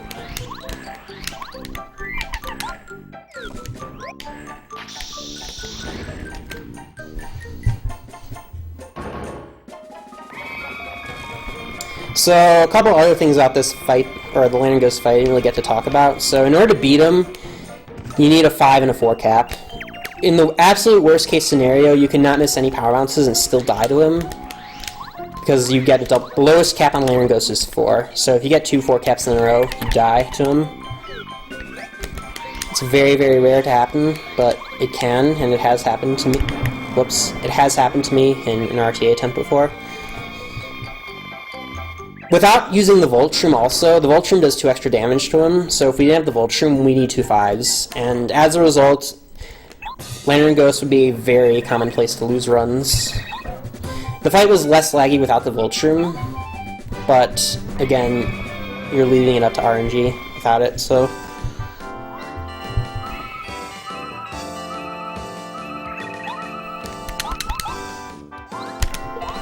And are you kidding me, dude? Well, that's a reset.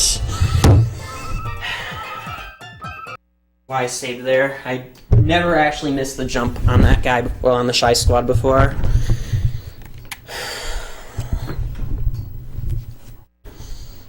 So that's gonna waste a lot of time. It's unfortunate.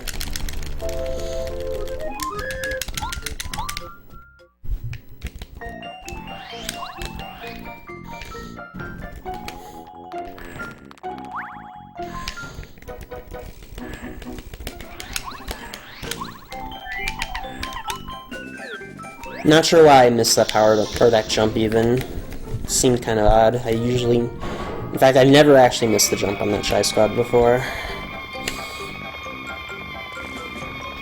So that's going to cost me about a minute and a half, probably. Because I have to do all this stuff again.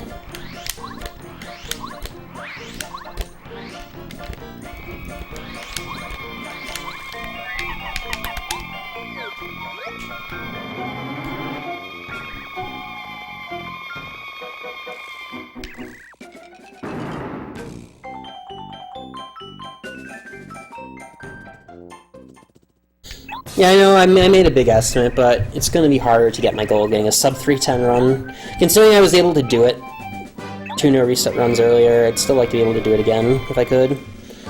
But, you know, what can I do? Alright, let's try this again. I did it again! What?! What is going on?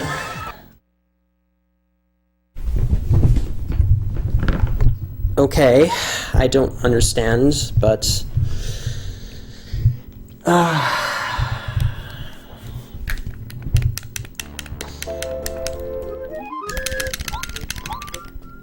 yeah. So, honestly, getting sub 310 will be really difficult now, because I fucked that up twice. I think I'm just going too early on the jump there.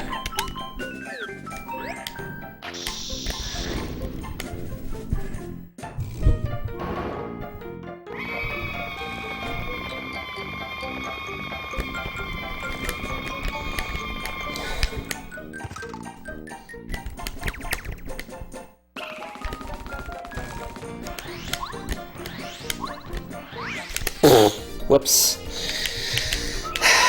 It's not this. I'm kind of rattled by this mistake because it's never happened to me before.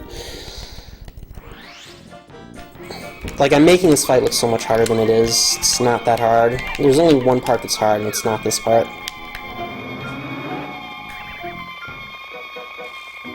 No, I'm not even that tired. I'm not exactly sure why I'm timing my jump wrong.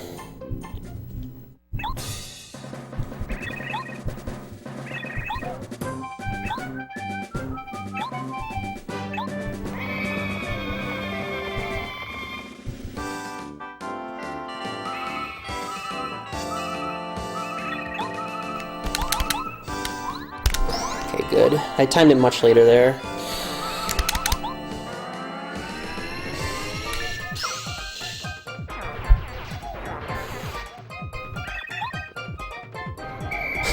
Thanks, Giga. I'm sorry you had to see this, man. This is... it's really annoying that this happened. I mean, this is why I made my estimate the way it was, because stuff like this can happen. Although I wasn't expecting that particular thing to happen.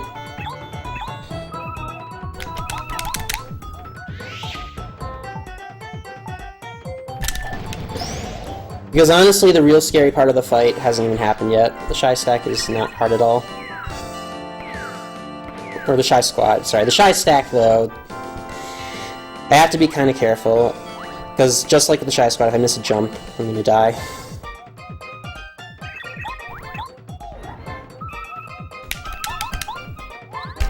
Okay, we're good. Honestly, we should be able to win the fight now pretty easily. It's just a matter of, do I lose around 30 seconds or not?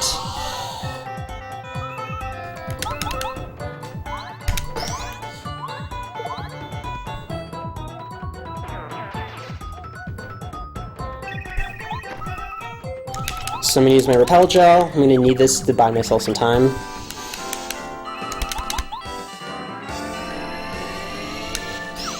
Anyway, this fight, or this turn coming up is the scariest turn in the fight. So before that, though, he has actually 2 attacks, and one of them's slower than the other. He gave me the slow one.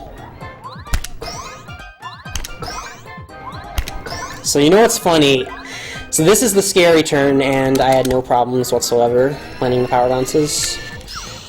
So we basically got this fight. So he gave me Bomb. That's the faster attack by about 3 seconds.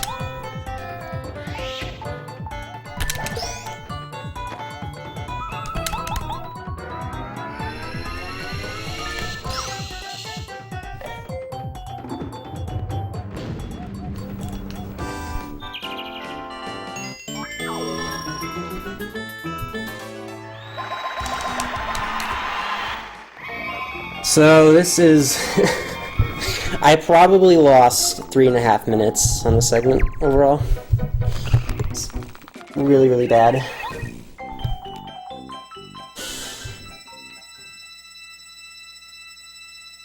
I mean, the fight went perfectly after, on that 3rd attempt.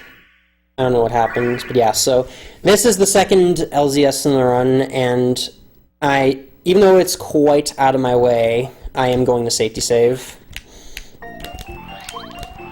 Because if you fail that, so I didn't really explain it earlier, but if there's a couple ways you can fail loading zone storage, even if you touch the card.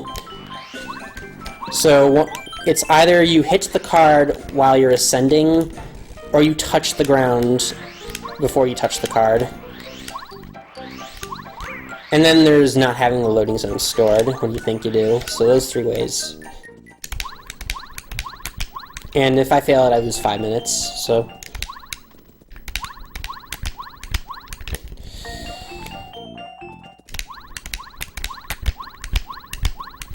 Come on.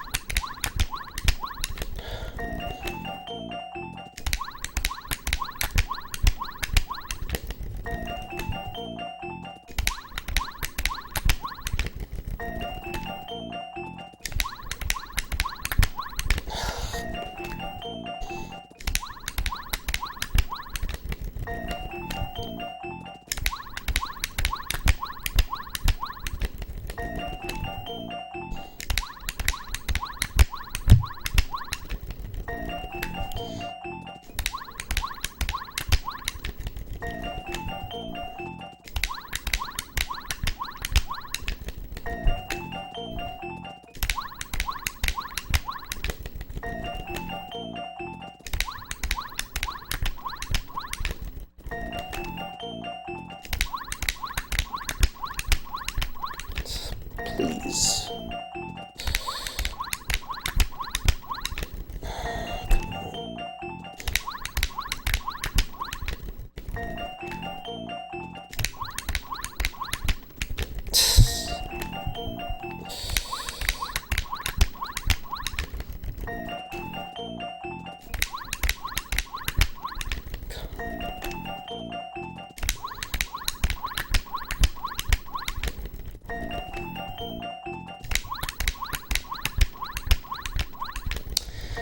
God,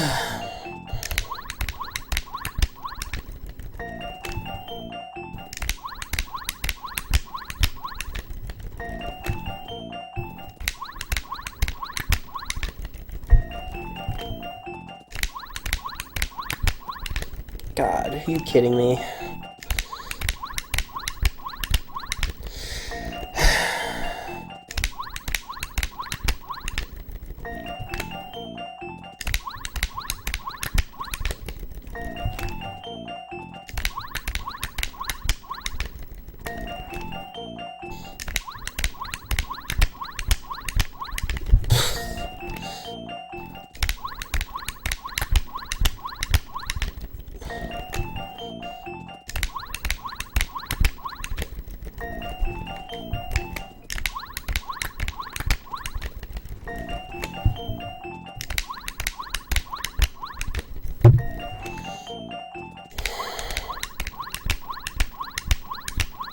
Thank you. My God, that is horrible.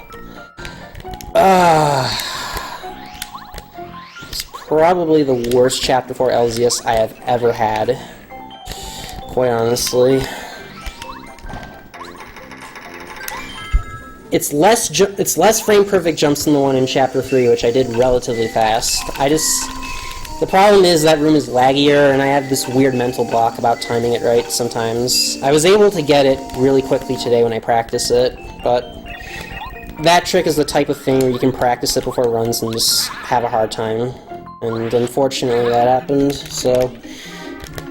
At this point, I could say with confidence that getting sub 310 is probably impossible now, because that alone cost me 3 or 4 minutes of time loss. And it still would have been faster than doing the Peach cutscene, because it's a 5-minute long Peach cutscene, but still, that was extremely bad. So I'm taking a detour now. I didn't enter Chapter 3 through the forest, so I have to go back here just to get the seed, which I need for Chapter 6.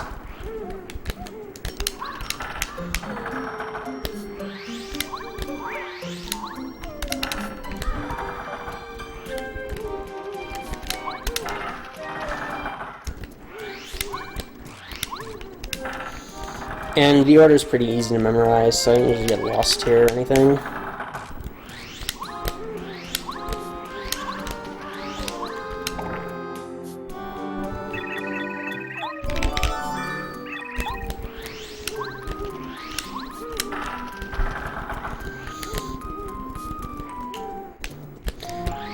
So actually I'm going to save one more time, just in case I mess up on Electro Blooper, because if I didn't, I'd have to do that LZS the second time. Or, if, yeah.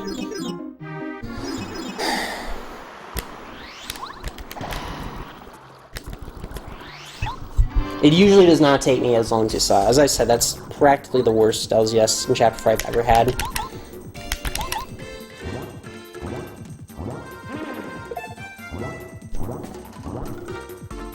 And this fight is kind of weird as well. I do nothing for the first 2 turns. And for the subsequent 2, I also do nothing with Watt. I jump on him, I take 1 damage, and his attacks do 4, so that gets me right into peril. So it works out very nicely.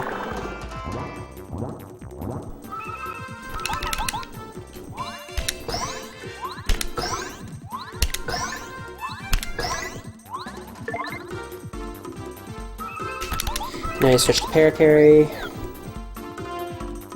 And he's going to charge up again, but thankfully I can use Shell Shock to get rid of that.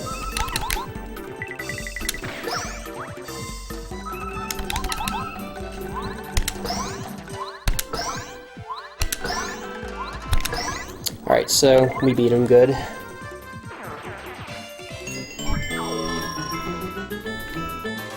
So overall, this segment is about 4 minutes slow, as I've said earlier. Nothing I can do though, just have to move on. But that blooper fight, you can easily die if you make a single mistake, so that's why I saved.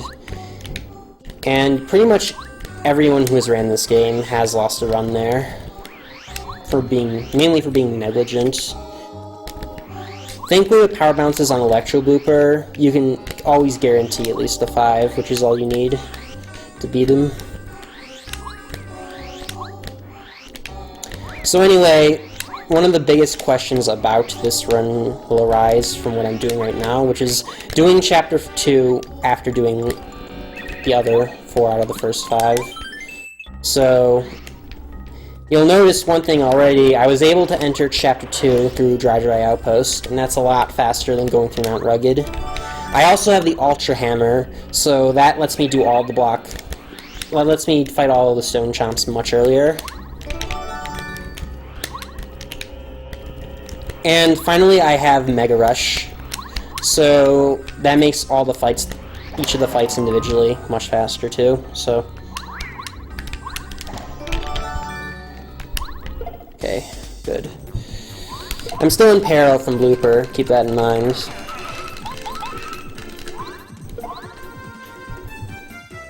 And with this first fight, I need to conserve enough FP so I can power bounce some Toot and Koopa. But with that first fight, I can just first strike and jump on him, and then jump again. Yeah, our other main prerogative, really, is to avoid heart drops, which are very common from the Chomps, but if you position yourself right before you start the fight, you can avoid them almost every single time. Okay. So again, talking about triggers, you'll notice that the ruins are pretty much already completed. The sand was already lowered in a bunch of these rooms. And also, I was able to get a bunch of keys early too. And the stairs were lowered in that last room too. But I can't fight Toon Koopa. I have to re-trigger Chapter 2 still. Just like I did with Chapter 4. And that's exactly what we're going to do next.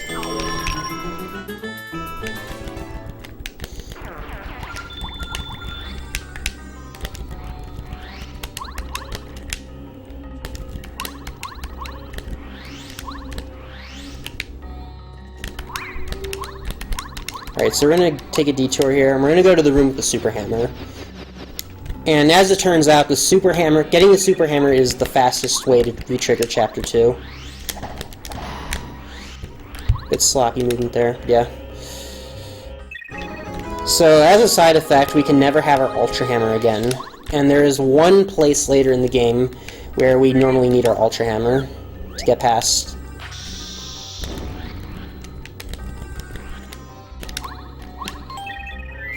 Gonna upgrade Bombette here, because now we're gonna get Power Bomb, which will be very useful in some of the fights coming up.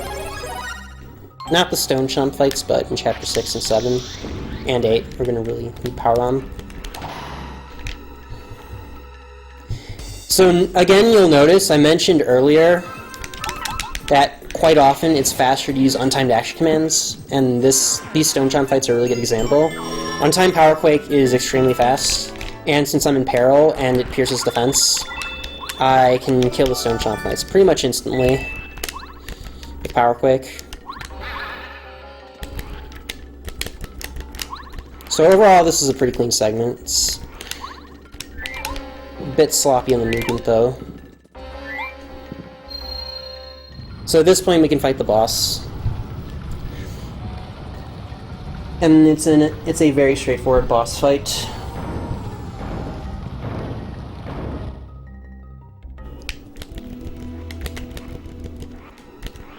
Whoopsie daisy. I'm gonna save though just in case, because if I miss an action command here, I will die.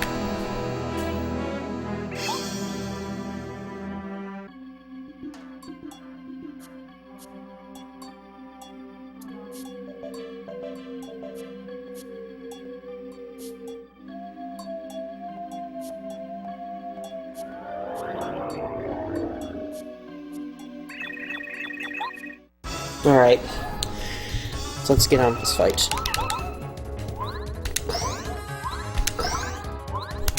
Alright. You can get a 3-cap on this boss, by the way, and if that happens, you lose quite a bit of time. You won't die, thankfully, because a lot of the other bosses, it's a lot worse if you have 3 caps. But yeah.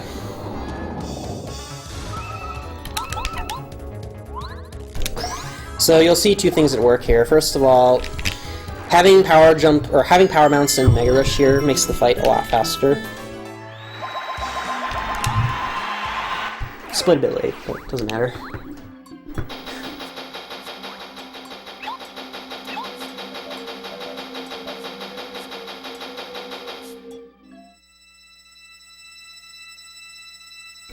Or whoops, I split that wrong.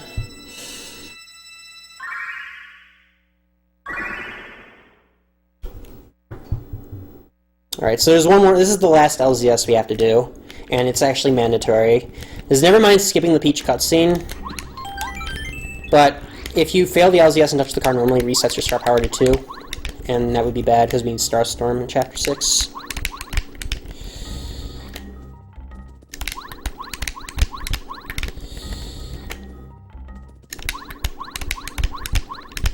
Okay, so that was actually pretty good, honestly. Much better than the one I did in Chapter 4.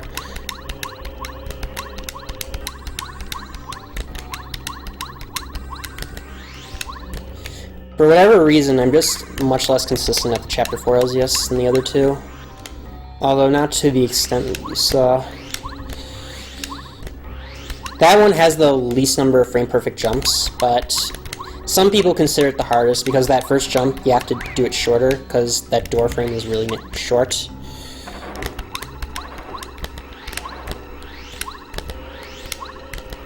Whoops. Whoopsie daisy, dude. Whoopsie daisy.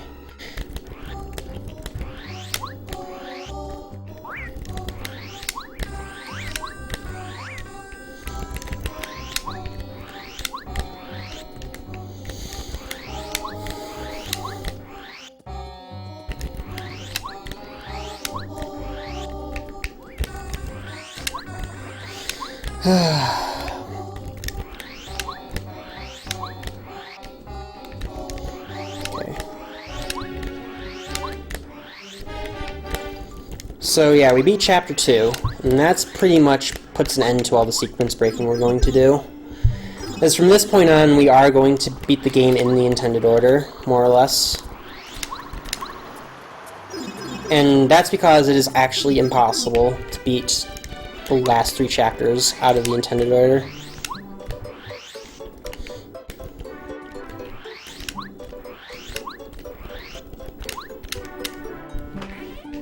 So I'm taking a detour. I'm going to get one more badge here.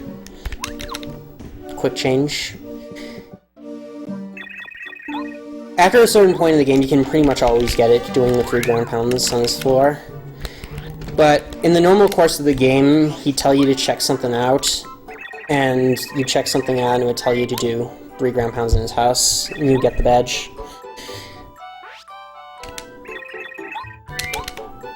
There is something similar in TTYD, but which is to get the Ultra Stone or whatever it's called. But that thing, it is actually mandatory to check the said thing out and then talk to Merlin later.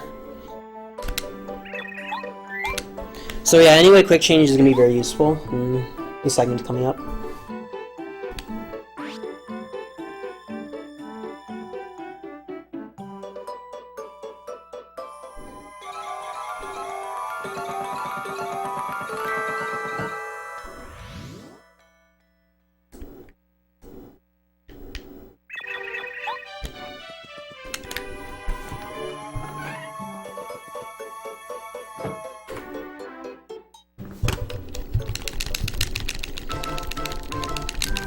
Alright, so Chapter 6, honestly, is one of the least interesting segments as far as watching as a speedrun, because there are no glitches used at all in Chapter 6 on all cards. It's just movement, although Chapter 6 movement, in my opinion, is some of the most difficult in the game to optimize.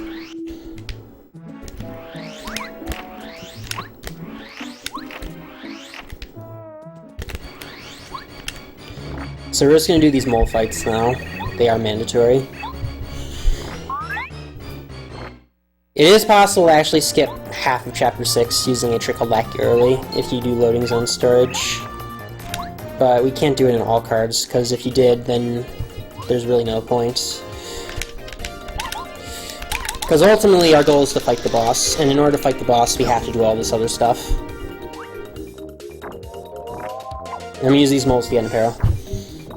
I can talk more about Lackey Early a bit later, I guess. And now Untimed Power Quake comes to the rescue.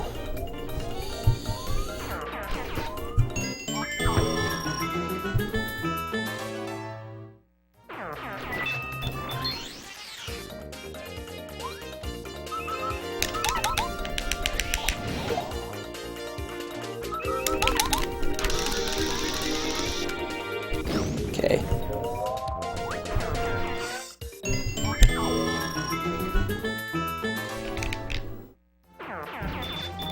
Then we need the maple syrup and do the same thing in this next one. It's one reason why getting the getting that FP drop saves time in the sewers during Chapter 3. If not, we'd have to pick up the Stinky Herb and use a solar strat for this small fight.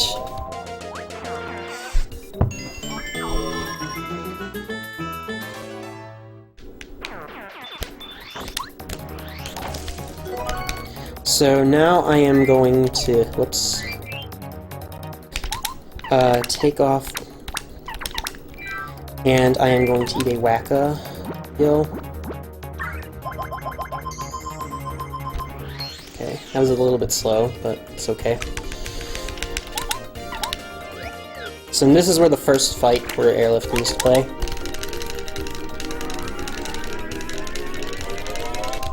And I didn't fill it up all the way, so it was kind of sloppy, but thankfully it works still. There's a slight chance that it won't work if you don't fill it up all the way, and that would waste a lot of time.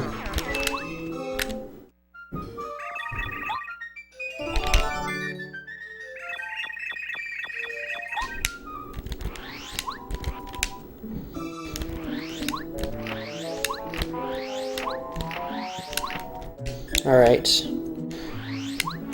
So this next screen coming up is often what we refer to as the Room of Death. There are two enemies that are kind of difficult to avoid, that we have to dodge on the screen.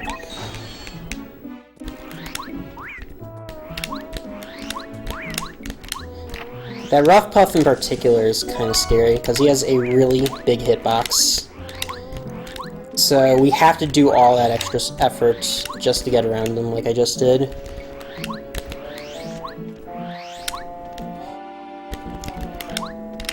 So I only went that screen because I need to get a Yellow Berry, which will take me to the screen I need to go to next. It's kind of a sequential thing, really.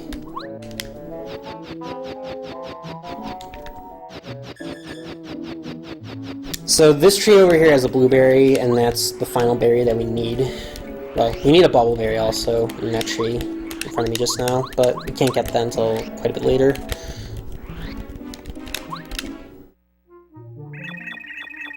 And you do actually have to talk to her here. That is actually required. Otherwise, when you get to where you need to go to next, you can't continue.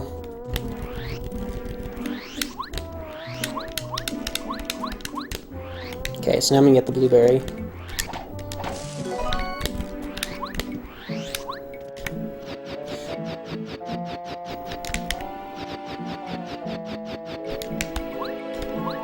Okay, good, we didn't fall. Falling into spikes would be really bad. We'd ideally like to be at full health for the fight coming up, so... we're gonna use the blueberry to get here, and there's gonna be another fight. We often just call this the maze fight, because it happens in the maze room. I'm gonna hit that coin block because I'm gonna need to use it later to get a shooting star. Anyway, so this is the maze fight right here. And the main thing I am hoping for is that he tosses a Spiny and spawns it rather than throwing it at me directly. Because if he